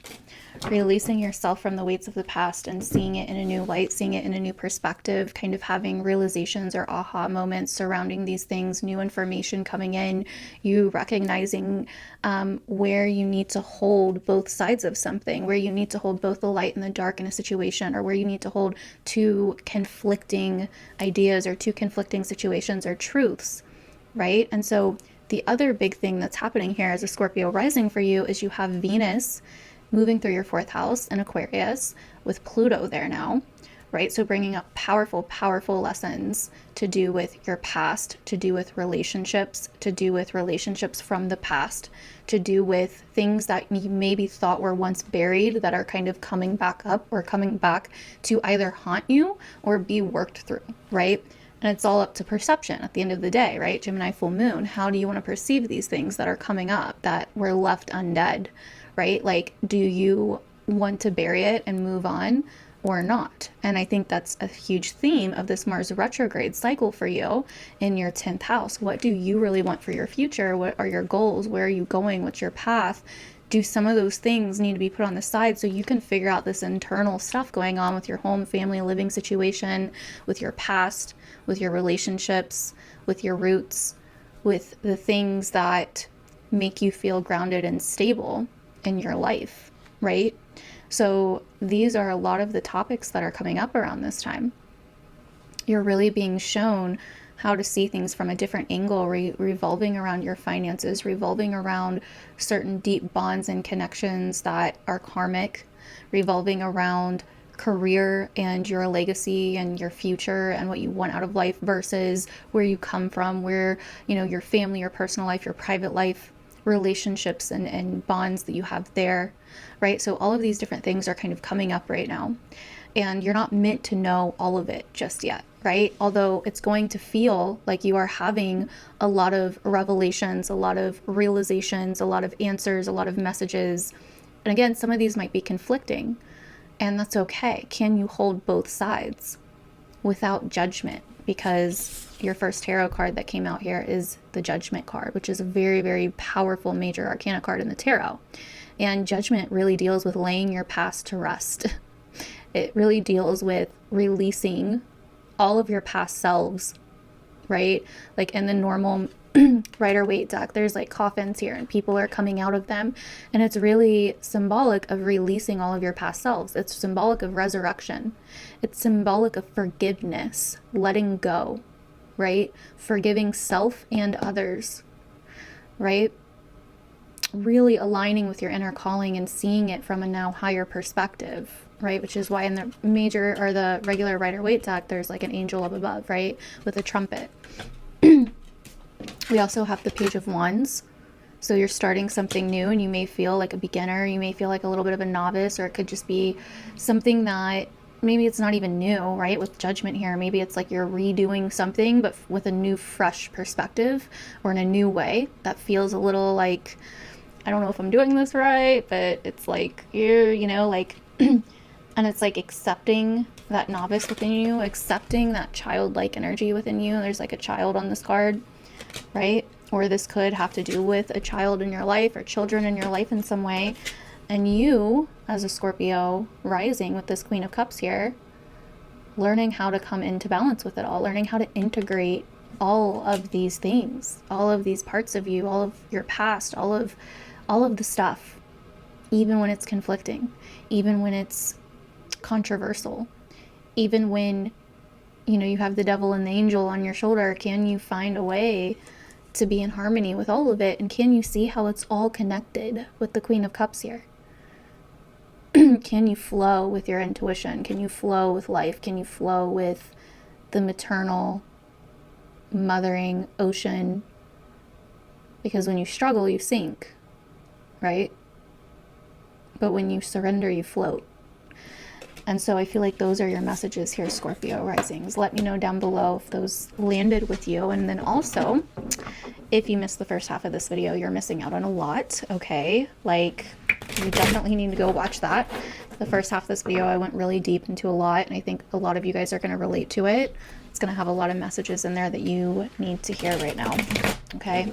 A lot of things. This full moon is multidimensional because there's so many things going on that this full moon is digging up. So it's impossible to focus on all of those things in each horoscope. So that's why the beginning part is so important, okay? Because there's going to be messages in there for you too. You just have to watch the beginning, okay? If you know what a full moon is and you want to skip all that part, you can skip all that part, but at least watch the first half of this video and more will be revealed and more will make sense. So thank you, Scorpio risings. Let me know down below how this is relating, what you are noticing come up for this full moon for you. Okay, Sagittarius risings. Welcome to your full moon in Gemini horoscope. So for you, if you're a Sagittarius rising, this full moon's definitely affecting you because it is in your 7th house of relationships. So it is opposed from you. And it is shining a light on something opposite from you that you need to integrate and see another side, another viewpoint, another perspective. Maybe it's your partner's perspective. Maybe it's someone else in your life that's close to you, a business partner, a good friend. You know, maybe even if you're single, it's just bringing up your habits, patterns, and cycles in relationships. It's mirroring something back to you from other people. So what you think you are seeing in other people really has its roots in yourself. So remember that around this time. It's really showing you and shining a light on what is going on outside of you and how that is connected back to you in some way. how that is an aspect of yourself, or what aspects of yourself that you're seeing in other people, but really it's your own shadow side, right? Things like this could definitely be coming up for you around this time. So with that being said, this full moon is also squaring Neptune in your 4th house in Pisces. So this is bringing up some confusion, some hauntings, some old visions, dreams, old maybe pain or remorse or grief from the past that needs to be addressed around this time, that you are kind of sorting through, seeing a different perspective on. It's like you're really kind of seeing certain things that maybe you thought were dead and gone, but it's like, no, I now see this differently, right? Like I now see this in a different way. And it took me going through this whole journey and going through this whole thing to be able to come to this conclusion, to be able to come to this viewpoint that I have now. The gift is the viewpoint. The gift is the perspective. The gift is the perception in which you have now, in which all the experiences that you've been through and all that you've went through and the journey and the paths that you've gone through, the decisions that you've made have brought you here to this moment right now to see all of this stuff from this perspective. And that is what is so insane about this time. We are able to tap in and truly see so many things from a new, fresh perspective. We are able to see the opposite sides of coins in our lives if we're really paying attention, if we're really looking, if we're really doing the internal work. And so that's so much what this time is about right now. Now we also have Mars retrograde in Leo and your 9th house, opposing Venus, who just got off of a conjunction with Pluto, in your 3rd house. So much is also changing with what you believe, what you're passionate about, your education, travel pursuits, or, you know, things that you want to do in your life, getting out of your comfort zone, old opinions, viewpoints. Big perspective shifts are happening here with this full moon, like all the way around. In one way or another, there is major perspective shifts happening. And so this is definitely a really, really karmic and fated time where you are seeing what in your environment has power over you or is no longer working for you. What kinds of things, systems, learning pursuits, people, environment, situations are coming up around this time? Where are changes being kind of pointed to or need to be made around this time with these things, right? So these are also some things that you could definitely see coming up around this time. Mercury is going to be going direct right around the time of this full moon, so it will no longer be retrograding in your sign. So you'll likely be able to communicate things better, speak better, come to more conclusions better, right, after this full moon. And you're definitely going to be thinking like you've been rethinking a lot in terms of yourself, in terms of who you are, your body, what you want to do, how you express yourself in the world, what's important to you instead of what's important to everybody else, and how to integrate that with what's important to everybody else. And so with Mercury going direct, it's finally like, oh, I see now. It's like things start clicking and you're able to start finally expressing and finally, you're finally getting clear on how to express all these things, basically. But you're also clear that there's still more to learn. There's still more to come. And it's like accepting that and knowing that that's okay, knowing that you don't need to have all the answers right now. You don't need to have the full vision of how it's all going to be right now and have the full plan of what to do. It's more so just coming back to yourself, coming back to your belief in yourself. That's what this time is about, and seeing things from a new perspective and seeing your relationships and what they're mirroring back to you, right? So for your cards, we have the Page of Cups. We have the 7 of Coins reversed, and we have the 6 of Wands. So this is very interesting. I feel like the Page of Cups here is really this Pisces energy in the 4th house. Like, you know, you are going through things from the past or feeling maybe nostalgic, or things from the past are coming up. There's something that the emotions are fresh on, but they also are old and childlike, if that makes sense. It's like there's something that you are emotionally wanting, or that you did emotionally want, that you're trying to get to the bottom of. And I think that in a way, like inside, in some way, you feel kind of vulnerable in a way. But you're also realizing so many things through these emotions and through what's coming up. With the Seven of Pentacles reversed, I feel like you're at this place right now where you have almost put in a lot of maintenance, a lot of work into something. And you're kind of at the place right now where you are rethinking how you're doing this. You are kind of re-feeling how you're doing this, if that makes sense. Like you're like changing how you feel about the way that you've been going about something, and changing your mind about the way that you've been going about something. I mean, I really feel like for some of you, this could even be that you are, you know, leaving a certain financial thing behind, or leaving a certain, finally finishing a certain project, or finishing something physical in the world, and you're really taking the time to make sure that you're going back and doing something differently. And then we have the Six of Wands here, which indicates success. So this indicates that you're going to feel this general sense of achievement in whatever it is that you're working on now, or whatever it is that you're doing now. We have the Nine of Cups at the bottom of the deck. So I feel like right now you're really searching for emotional abundance, and you're sick of working so hard to feel good. And you also are letting go of ways that you used to try to feel good. And with that, you are coming to this place of realizing that I really just need to believe in myself, and then everything follows, because it's all really about how you feel in yourself. I also am getting the message that there's some kind of like cycle or pattern here that's being broken, in terms of like some kind of emotional pattern, but that emotional pattern has translated into your physical world in some way, so it also like affects you physically. And I'm really feeling like there's some kind of cycle here that you are breaking, because you're going within. There's been some kind of internal shift. Therefore, this constant patience, or this constant work that you've been putting into something, is finally coming to a culmination point, and you're realizing something new about it. Therefore, you can move forward, because you actually realize that it's about experiencing something. It's all about the experience.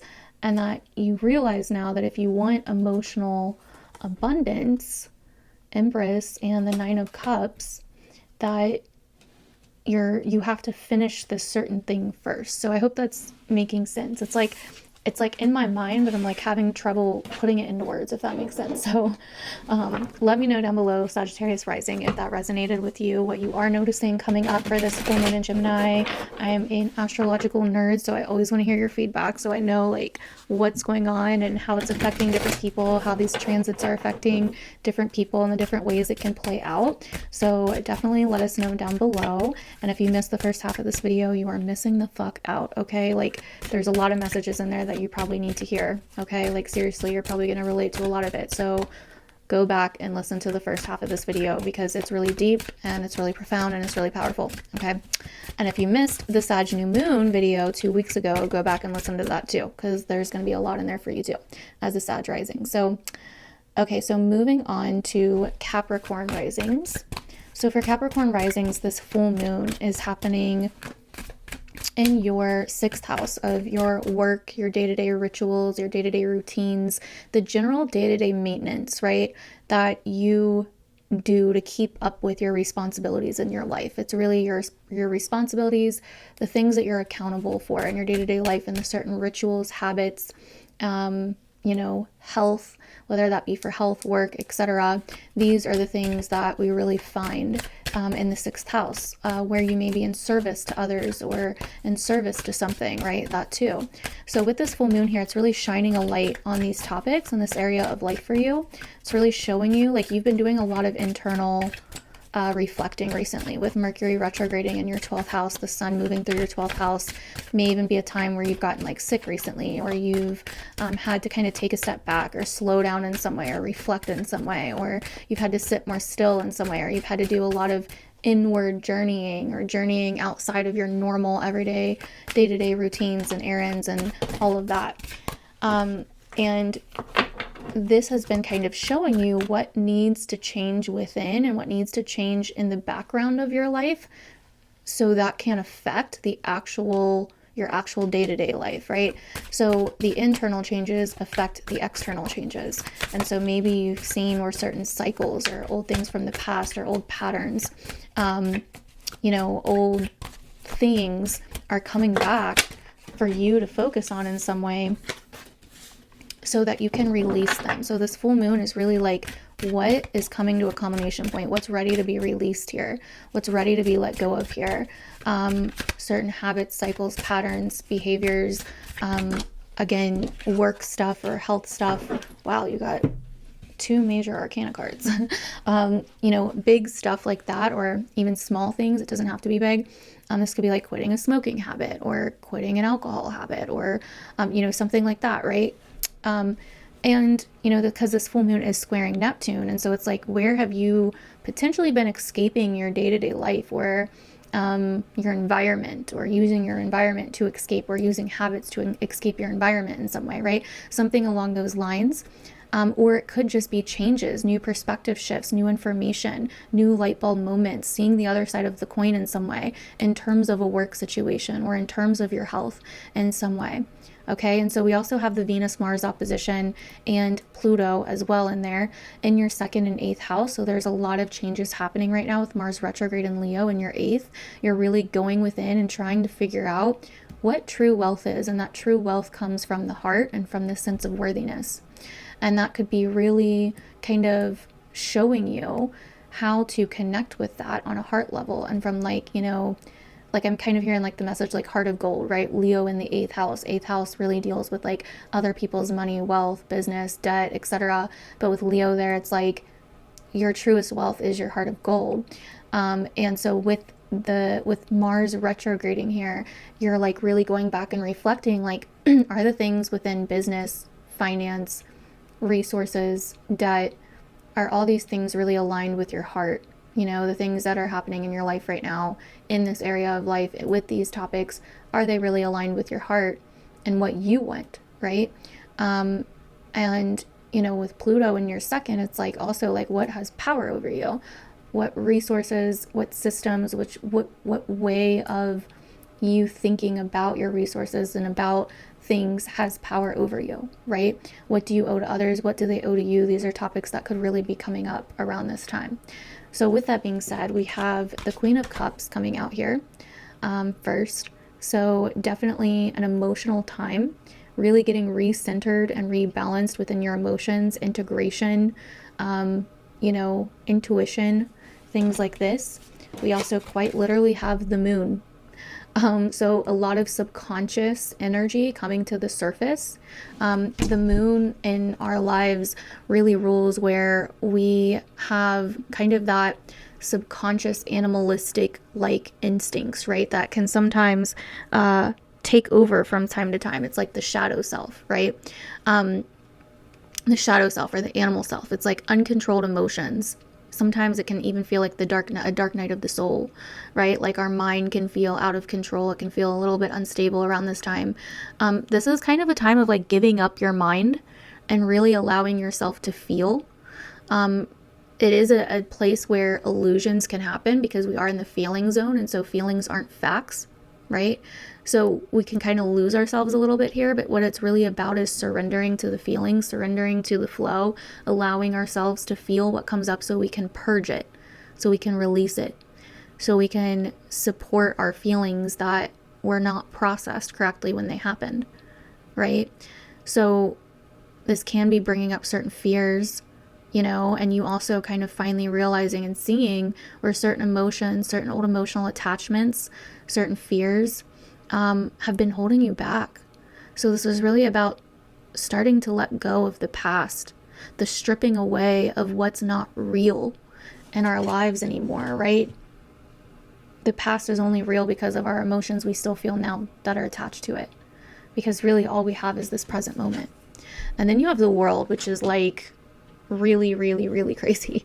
The world is like, the awakening, right? A completion, a huge completion of something, accomplishing a soul level desire, the completion of a soul journey in some way, feeling fulfilled, integration of all that we are, the whole journey, seeing it from the highest perspective possible, from all perspectives, right? No longer integrating one thing at the cost of another, but like integrating all of it. Like everything is one, everything's connected. Secrets of the universe, right? Like past, present, and future all start colliding, so this is really huge, right? Seeing how everything led you to this moment, everything led you here, right? It begins and ends at once, basically. So what I'm picking up all together from here, Capricorn, is you have some emotional shit that you're going through from the past that you're still moving through. You're still moving through the waters of that emotional shit, but it's leading you to a huge, huge completion of a karmic cycle that you've been on the edge of for a little while. The moon is a reflection, and just like, she's half in and half out of the water, what is this time reflecting back to you? Can you hold opposites, right? Can you hold the polarity, the duality of it all? Can you hold the light and shadow?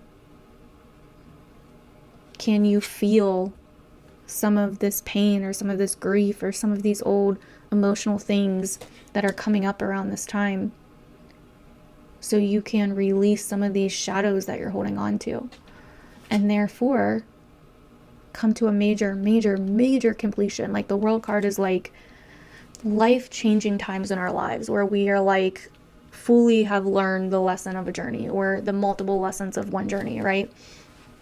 And so this is a very, very powerful time for some of you if this reading is for you. So let me know down below, Capricorn, how that is resonating. If you resonated with this, what you are noticing come up around this time. I would really, really, truly appreciate hearing your feedback in the comments below. It really means a lot to me, and I like just connecting the dots and seeing how these transits are playing out for all of you. And also, if you missed the first part of this video, you are missing out on a lot, okay? There's so much more depth in there that you don't want to miss, because this full moon and all the events happening right now are so multifaceted, multidimensional. It's happening in so many layers, so it's impossible to go over for each rising sign. So that's why I do that first half of the video, to really break down like everything that's happening and how it's all connected, and then I just focus on a few of those things for each rising sign. So definitely go back and watch it, because you're going to relate to a lot of it, and I think it's going to really help you if this is relating with you. Okay, so thank you, Capricorn, for watching, and we are going to move on to Aquarius risings. So for Aquarius risings, this full moon is happening for you in your 5th house. So this is definitely a time where you are really coming back to what you are interested in, what your heart wants, matters of the heart, love, romance, dating potentially, topics of children, romance, entertainment, having fun could be coming up. And you're seeing things, all of these things, from a very different perspective recently and for this full moon. As Mercury goes direct right around this full moon, you may start really thinking a lot differently about these topics, or you may already have been as you've been reflecting on like, who are your people, who's your tribe, where do you fit in the world, and do these different people share your values, share your interests? Do they really understand you? Do they really understand how you think about things? Do they really understand what you like? Are they okay with your conflicting ideas or conflicting feelings or conflicting opinions? Are they okay with, the different sides of who you are? And so some of this could be coming up right now. And this full moon could also be really showing you, again, or like kind of this culmination point of like a creative project or a creative endeavor, or, something along those lines as well for some of you. Now we also have Mars retrograde in Leo right now in your 7th house of relationships. So this is really big if you're an Aquarius rising. This is indicating major changes and major reflections on matters of the heart in terms of, your relationships and the people in your life Also with all this Sag energy in your 11th, again, social house, relationships, connections, friendships, you know, networking, acquaintances, like all of this is like the people in your life, and are they really aligned with you? And if some of them are, what changes are going on right now that are bringing up these topics? You know, what powerful things are you focusing on with yourself, but also feeling this push and pull towards others in some way in your life? You know, it's kind of like you're trying to look at things from this perspective of being very logical and being very rational about things. But there's also this other side of like, well, what's real, and what about the heart, and what about being more personal, and, you know, what about being more assertive or ambitious or courageous, or, you know, etc. Right? So some of these topics could really be coming up right now, and this full moon in Gemini is squaring Neptune in your 2nd. So this also is kind of bringing potentially this topic of faded situations or old faded situations coming up to do with your finances, your resources, your dreams in terms of your skills, what you have, what you own, what you have to offer the world, right? And so some of that could be coming up as well around this time. Let me know down below if that's relating so far, Aquarius. So let's get some cards for you and see what your cards have to say about all of this.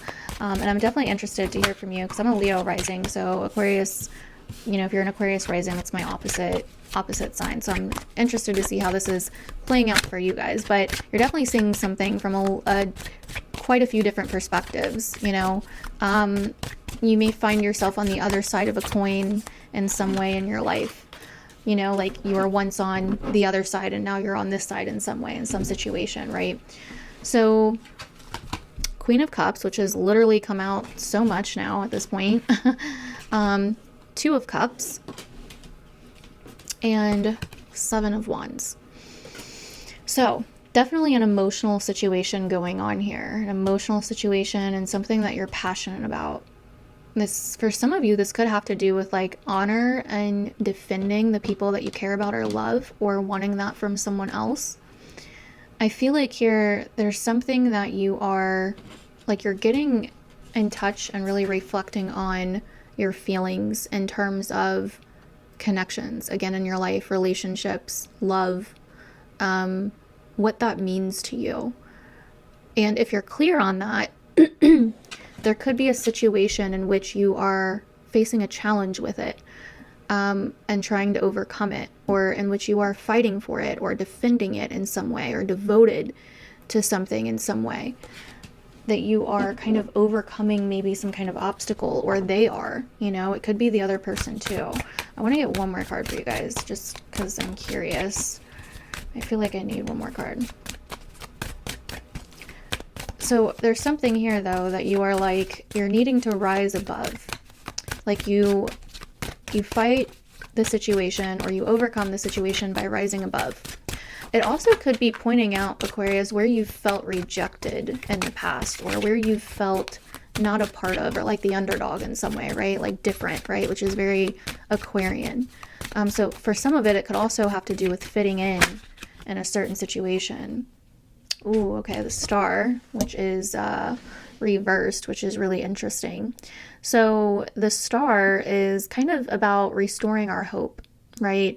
It's a time where we can kind of feel a little bit lost, a little bit empty, a little bit confused, kind of looking for signs, or not really sure the next direction, right? Usually is what the Star represents. It can kind of, it's like kind of this time where we feel like there could be a lot of chaos or a lot of darkness around us, and not even like, it doesn't necessarily have to be all bad, but you can just feel like there's a lot of unknown, even if it's not like, you know, negative or something, but like it can just feel like something has pushed us against a corner, or we have like our backs to the wall in some way, and it feels like darkness has like kind of closed in on us. And so the Star is almost like that light at the end of the tunnel, or finding that spark of light, or that spark of hope again, right? In life, or in the universe, and how much that can change things or inspire us to move forward. And so I think that right now, Aquarius, with the Star reversed, you are kind of struggling to regain some kind of hope, or you could be feeling like you could be looking outside of yourself in some way for validation, for signs, for someone else to turn on the light. But really, it's up to you to turn on the light and not rely completely on other people, with the page of, the Three of Pentacles here at the bottom of the deck, which is about teamwork. Yeah, so this is not about like cutting off all social connections and like whatever, right? But it's about finding the light within. And for some of you, I feel like the opposite could be true, which is like allowing other people to help you, allowing other people to inspire you as well, right? But true inspiration really comes from within, right? When we kind of turn on that light within ourselves. And so let me know, Aquarius, down below if this resonated with you. I would really love to hear your feedback. Like I said, I'm truly interested in how this is playing out for you as an Aquarius rising, so please let me know down below.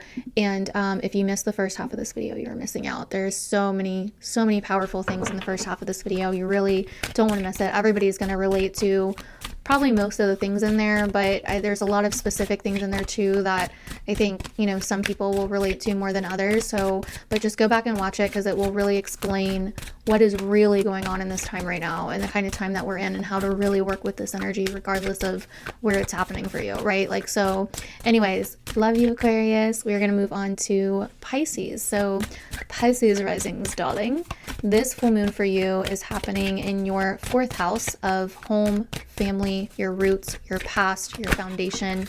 It's your home base, right? It's your home base. So this is definitely a time where something is coming to light to do with this area. You are seeing a new perspective on the past, or you are seeing a new perspective on a family situation, or a home situation, or a living situation.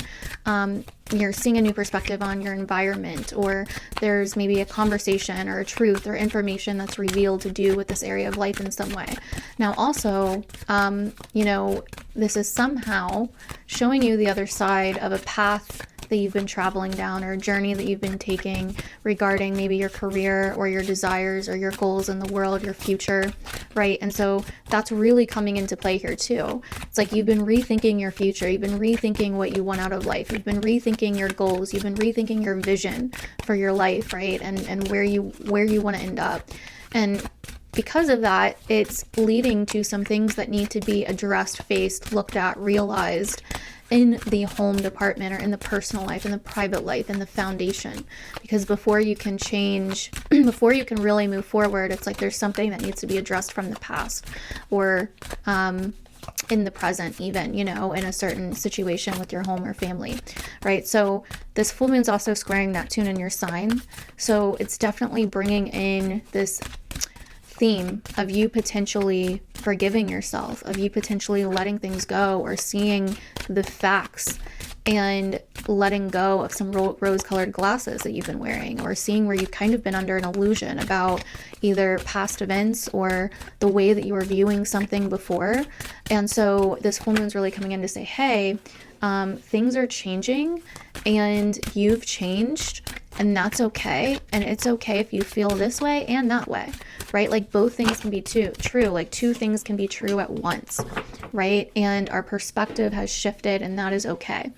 And also with that, we have Mars and Venus in their opposition, with Pluto nearby Venus in Leo and Aquarius, which is your 12th and 6th house. So this is a time of you really looking at old habits, old cycles, old addictions, especially to do with relationships, and, you know, really integrating things from the past, really kind of making peace with things from the past, right? And Mars retrograde in your 6th house is really bringing up matters of the heart, changes that need to be made. We're reflecting on changes that need to be made internally for things to get better in terms of health, work, and our day-to-day routines and rituals. Okay, so that's the other part of this. So, and I mean, there's so much more. It's too much to go over for each rising sign. So you really need to be watching the first half of these videos, because they're really important. This is a really big time right now, Pisces. So, okay, so we have the Emperor card coming up here for you. First time he's been out tonight.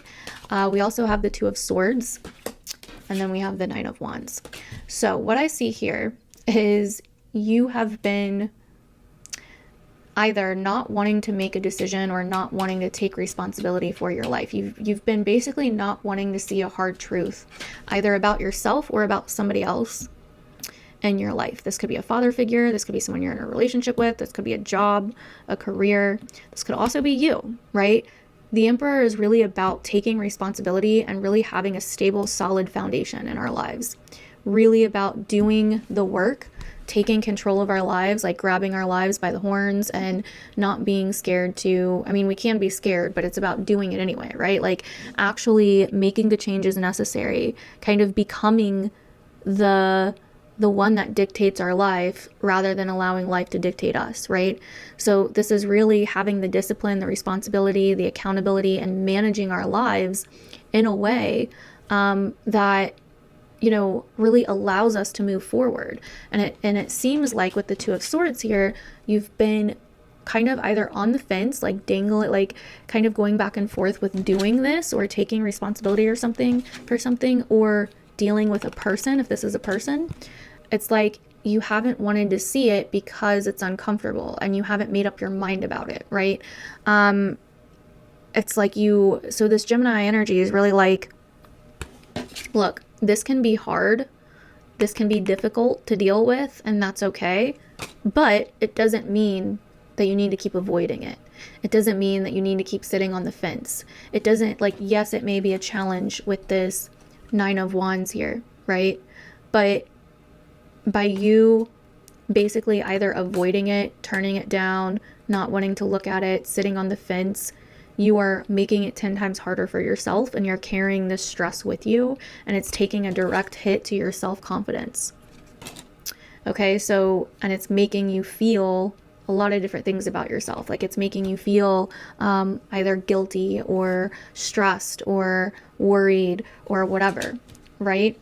So now I also have a few other messages here for you guys. So for some of you, this could also be that you are taking responsibility for your life. Like you are feeling like you are maybe in a position of power, or you're really feeling that inner power. You're really connected to the masculine lessons in your life right now.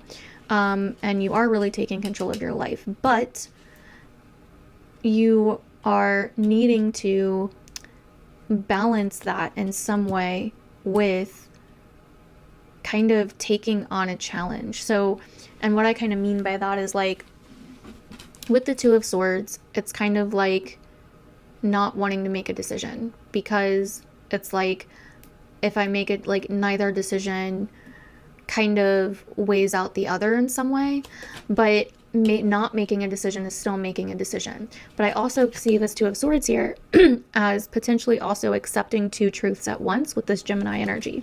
So I also think that there could be a truth that you are like part of the truth is like you are accepting taking responsibility for your life, and you know that it's going to be hard, while also dealing with some other challenge in which you feel like the odds are against you, or which you feel like you're doing a lot of work or putting in a lot of effort, etc., if that makes sense. So that's kind of what I'm getting here for you if you're a Pisces rising. Let me see. So we have the Six of Cups at the bottom of the deck and the Moon card. So definitely could be something from the past, a connection from the past I'm really getting with these two cards.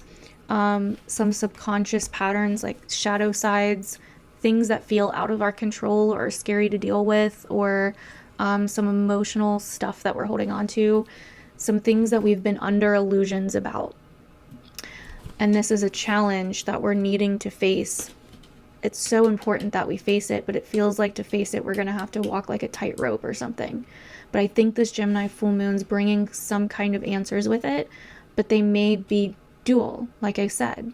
Like, okay, I know I need to do this thing, and I'm accepting that, but I also know it's going to be hard, and that I don't want to do it, and that's okay, right? Like something around those, like something along those lines. Like, you know, like I went through a situation like not long ago that was really somewhat like this, and it was like I like kind of was back and forth between like my heart and my head. Like my heart was like, I want to like tell the truth to this person, but my head was like, no, like my ego was like, no, like, you know, it's probably going to be too much, like you shouldn't do that. And when I finally got centered within myself, I realized that I can tell this, because like my ego is like, oh no, you should respect this person's boundaries. Like, because the person really was kind of like a little bit standoffish against me. So I didn't want to like, you know, tell them what was on my heart while they were kind of like, you know, standoffish against, you know, towards me. So I was like, I feel like I need to like respect their boundaries and just not say anything, even though I really want to say something, right? And so eventually I came to the conclusion that I can do both. I can say something and respect their boundaries, right? Which I did. You know, it's just all about in how you do it, the way that you do it, right? And I feel like that's what's going on here. It's like all about the way that you do it, right? Like, you know, I was able to like be kind of to the point in my delivery, and say what I needed to say, while also saying like, you know, I understand where you're at and you don't have to, you know, respond, or like, I'm not expecting anything from you. I just needed to get this off my chest. Like, thanks, you know, like, and so same here. It's like, you know, there's something where you're kind of trying to make a decision between like maybe your heart and your mind. You're trying to make a decision about like, should I keep doing this, or how should I deal with this person if it's a person and not like a situation? And then there's this other part of you that's like, oh, but it's going to be so hard. Like, do I have it in me, or I don't want to deal with the fight. I don't want to have to defend myself, or I don't want to have to walk this tightrope, or like whatever. And so, but there's something here kind of connecting you, and that's attached here, that you need to face and deal with at the same time. So hopefully that makes sense, Pisces. Let me know down below if that related for you. And if you missed the first part of this video, you're missing out on a lot. Seriously, there's so many really crazy karmic things going on right now in the astrology. It's like really faded. It's really karmic. So if you missed the first part of this video, you need to go back and watch that. I went really in depth. There's going to be messages for you in there that you're going to need to hear to really fully grasp how important this time period is right now, and how much is coming out of this time period. So like the full picture, like really definitely go back and watch that. And with that being said, we are going to move on to Aries Rising. So for Aries Risings, this full moon is happening in your third house. So the third house is a little bit like all over the place. It's kind of hard to get real detailed in a horoscope with the third house, because there's just, it could be so many things. And the way that the third house is, like all the things that it rules, they're kind of vague, right? And it's not really a super prominent house in the natal chart anyway. So, but nonetheless, what you could be noticing around this time with this full moon is certain realizations, certain conversations, certain information, you know, learning, anything to do with the mind, mindset, short travels, transportation, your environment. All of these topics are really coming to the forefront right now with this full moon. This full moon shining a light on this here. So you could be realizing a lot of new things, or there could be a lot of information coming in. You could be very busy around this time. You could also be having like, this full moon could be really giving you new outlooks, new viewpoints, new perspectives, new perception on old things or different things than you have previously, right? You've been really examining your beliefs, you know, what you want in terms of learning, what you want in terms of, you know, your potentially travel or education. You've been really reevaluating your belief systems. You've been really reevaluating your outlook on the world, your outlook on life. What's the meaning, you know, of everything? And so this full moon is really bringing some of that into a culmination point for you. Now, also, it's squaring Neptune in your 12th house of, you know, things that are more hidden in the subconscious, things that need to be healed, let go of, purged, released, right? So this could also be bringing a lot of messages in your dreams. This could also be bringing up certain cycles, addictions, habits, old past patterns, or, you know, karma that needs to be worked through, that you need to gain a new perspective on, things where you've been maybe escaping, or places where you felt lost, or, you know, things that you've hidden from yourself even, you know, or from others, like things that you've put on the back burner or whatever. Some of that could be coming up around this time. Now, also, we have Mars and Venus opposite of each other and Pluto nearby, you know, in your 5th and 11th house. And so this is really bringing up like matters of the heart for you lately, Aries Risings. Like, you're really going and changing and reflecting on, what do you really want in life? What does your heart say? What does your heart want? And how do you go about that? How do you go about doing what your heart wants, right? What do you like? You know, also the topic of children, romance, you know, sexuality, things like that could be coming up as well with this Mars retrograde in your 5th. Now, you're also balancing that with like, what's the greater good? How do I fit in? You know, what's like, how am I special versus how do I stand out, or how am I just, you know, how do I fit in with everybody else, right? So these are like some really big topics that you're probably noticing coming up in some way, shape, or form recently, and with this Gemini full moon. You know, this is a time where we're seeing things from different sides. We're holding two different polarities, two different truths at once. We're holding two conflicting, maybe opinions, thoughts, ideas, viewpoints at once, and realizing it's okay and that we can accept both potentially, even if they are conflicting, or even if we're not sure how to integrate them just yet, right? It's like we're getting pieces of the puzzle. We're realizing a lot of new things, seeing things from different perspectives and higher perspectives, but we're not quite sure how to really bring that into our life and integrate that just yet, right? But we're learning. And so this is kind of like, you know, the next piece of the puzzle here, and this like massive journey that we're on over these next couple months. So let me know down below, Aries, if that's resonating or landing with you at all. And let's see what your cards have to say here. So we have the Knight of Coins so far. I'll show you in just a second. So definitely potentially things coming up to do with like money, material things, physical things, your job. You know, there's something here you've been working towards in the physical earthly 3D world that you may be focused on at this time. We also have the Ace of Cups. So again, matters of the heart. What do you like? What's important to you? You know, there could be something new kind of being born here, or something old coming back around as well. Old emotions that maybe you're learning to forgive yourself for, or old feelings that you're learning how to integrate, how to heal from, right? I'm going to get one more card here for Aries risings, so you can really...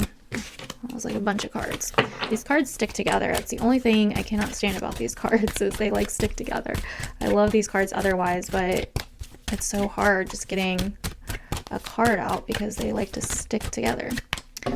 So also, if you didn't watch the beginning of this video, the whole first half, it's like you need to, because there's so much going on right now that's so fated, that's so karmic. It's big. This is a very, very big, important time right now.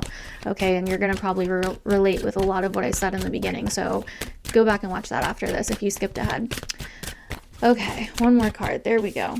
7 of Coins. So yeah, it seems to me like you've gotten to a place that you've worked to get to, or you've achieved something, or achieved a certain level in your life materially, or with success, or with something physical, right? Or at your job, whatever. But there's this new desire being born to learn and work towards something else in your life, right? So you have the Knight of Pentacles here, then you have the Ace of Cups, and then you have the 7 of Pentacles, right? So it's like something new is being born, coming from your heart, and you're wanting to work towards something else. Now, this could be something from the past. It doesn't have to be something completely brand new. It could be like something that you've thought of before, or felt before, or started before, but maybe you didn't finish, or you never got to it, and now you're like coming back around to it, right? We do have the 3 of Cups at the bottom, and the Lovers, and the 4 of Swords reversed. And what I'm kind of feeling with this, Aries, is like, again, I feel like when I saw the 3 of Cups, I kind of thought of that Neptune in your 3rd house, kind of maybe things you've been doing to escape, and being very careful of that. You know, being very careful of escapism right now, or old habits, or getting rid of old habits or addictions. But I also feel like for others of you, you could be attending a lot of events, a lot of get-togethers, a lot of networking opportunities with Venus in your 11th. Because you're really going through this new cycle with Pluto in your 11th of really figuring out, you know, group situations and alliances, and what aligns with you there, and going through really powerful lessons with that over the next 20 years. And we have the Lovers. So this could be, you know, a love situation, or again, you integrating opposites within you, or coming to this crossroads, and with the 4 of Swords reversed, reflecting on what decision to make, or what path to take. Some of you may already know, but there's like a delay in it, like you can't take the action just yet, like you can't move forward just yet because of this Mars retrograde we have happening, right?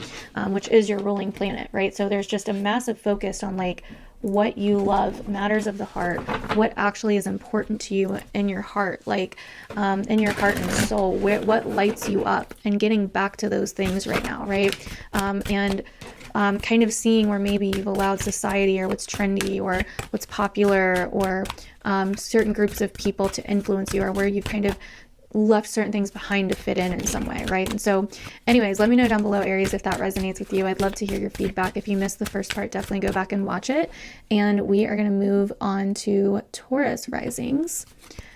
Okay, so Taurus risings, last but not least. I have been filming for like 4 hours. This video is going to be so long.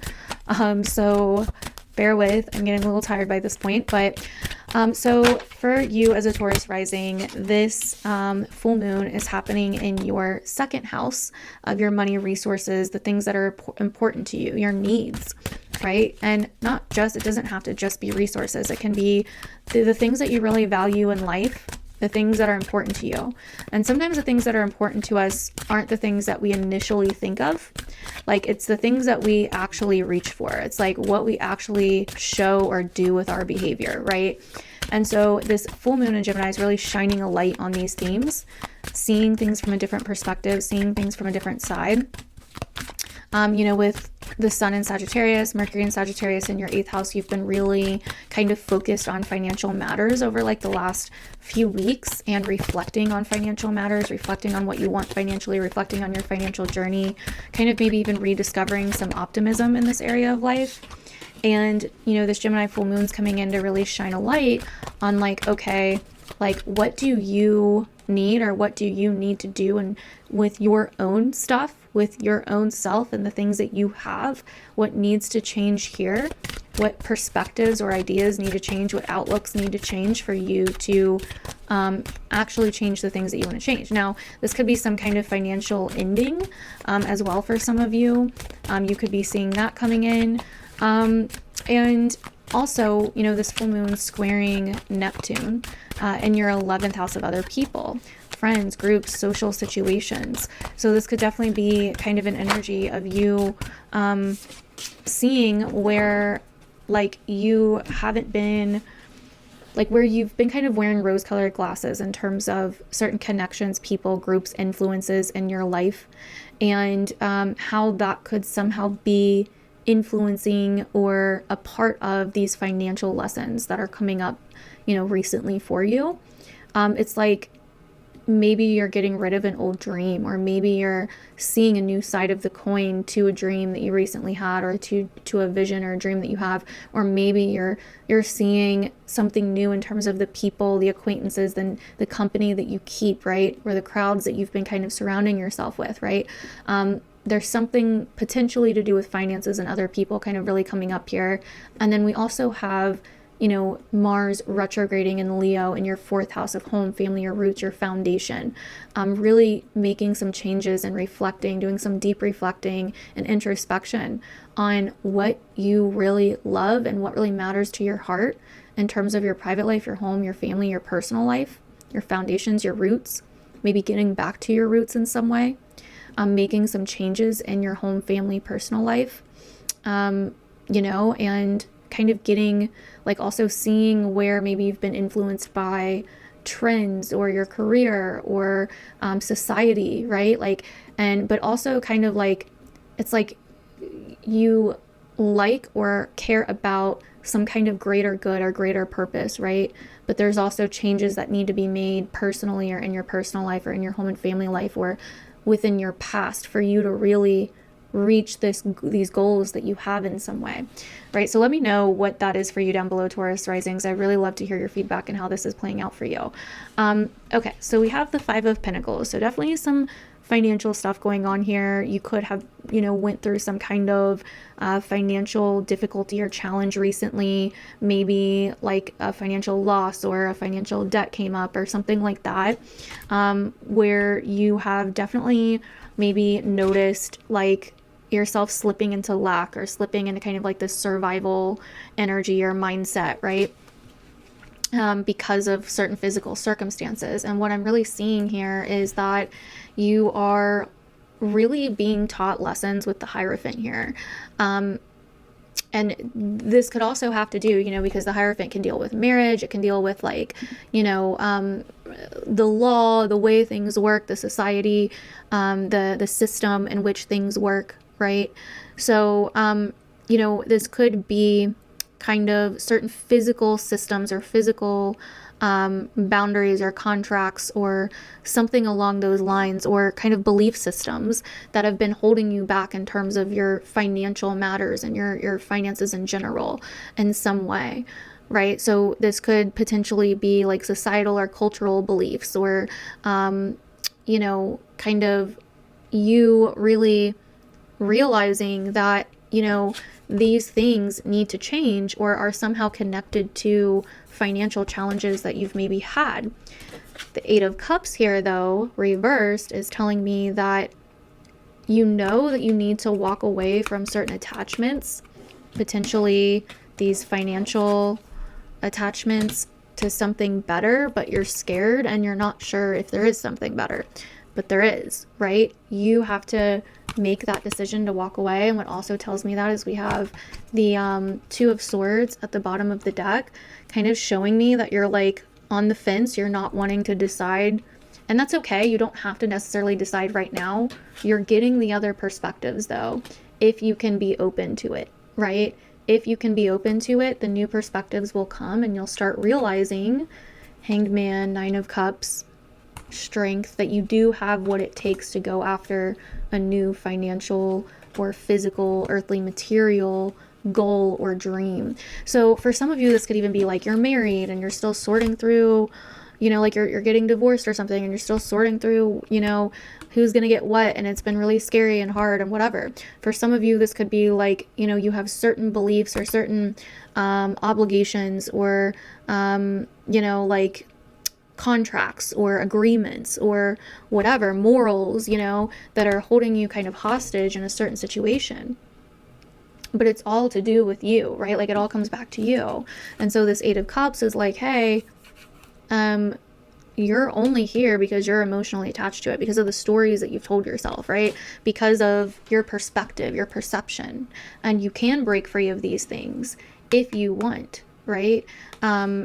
You have to find out what you believe, what feels morally and ethically correct and right for you, right? Not society or other people or how you grew up or, you know, whatever, but like what actually feels right for you, right?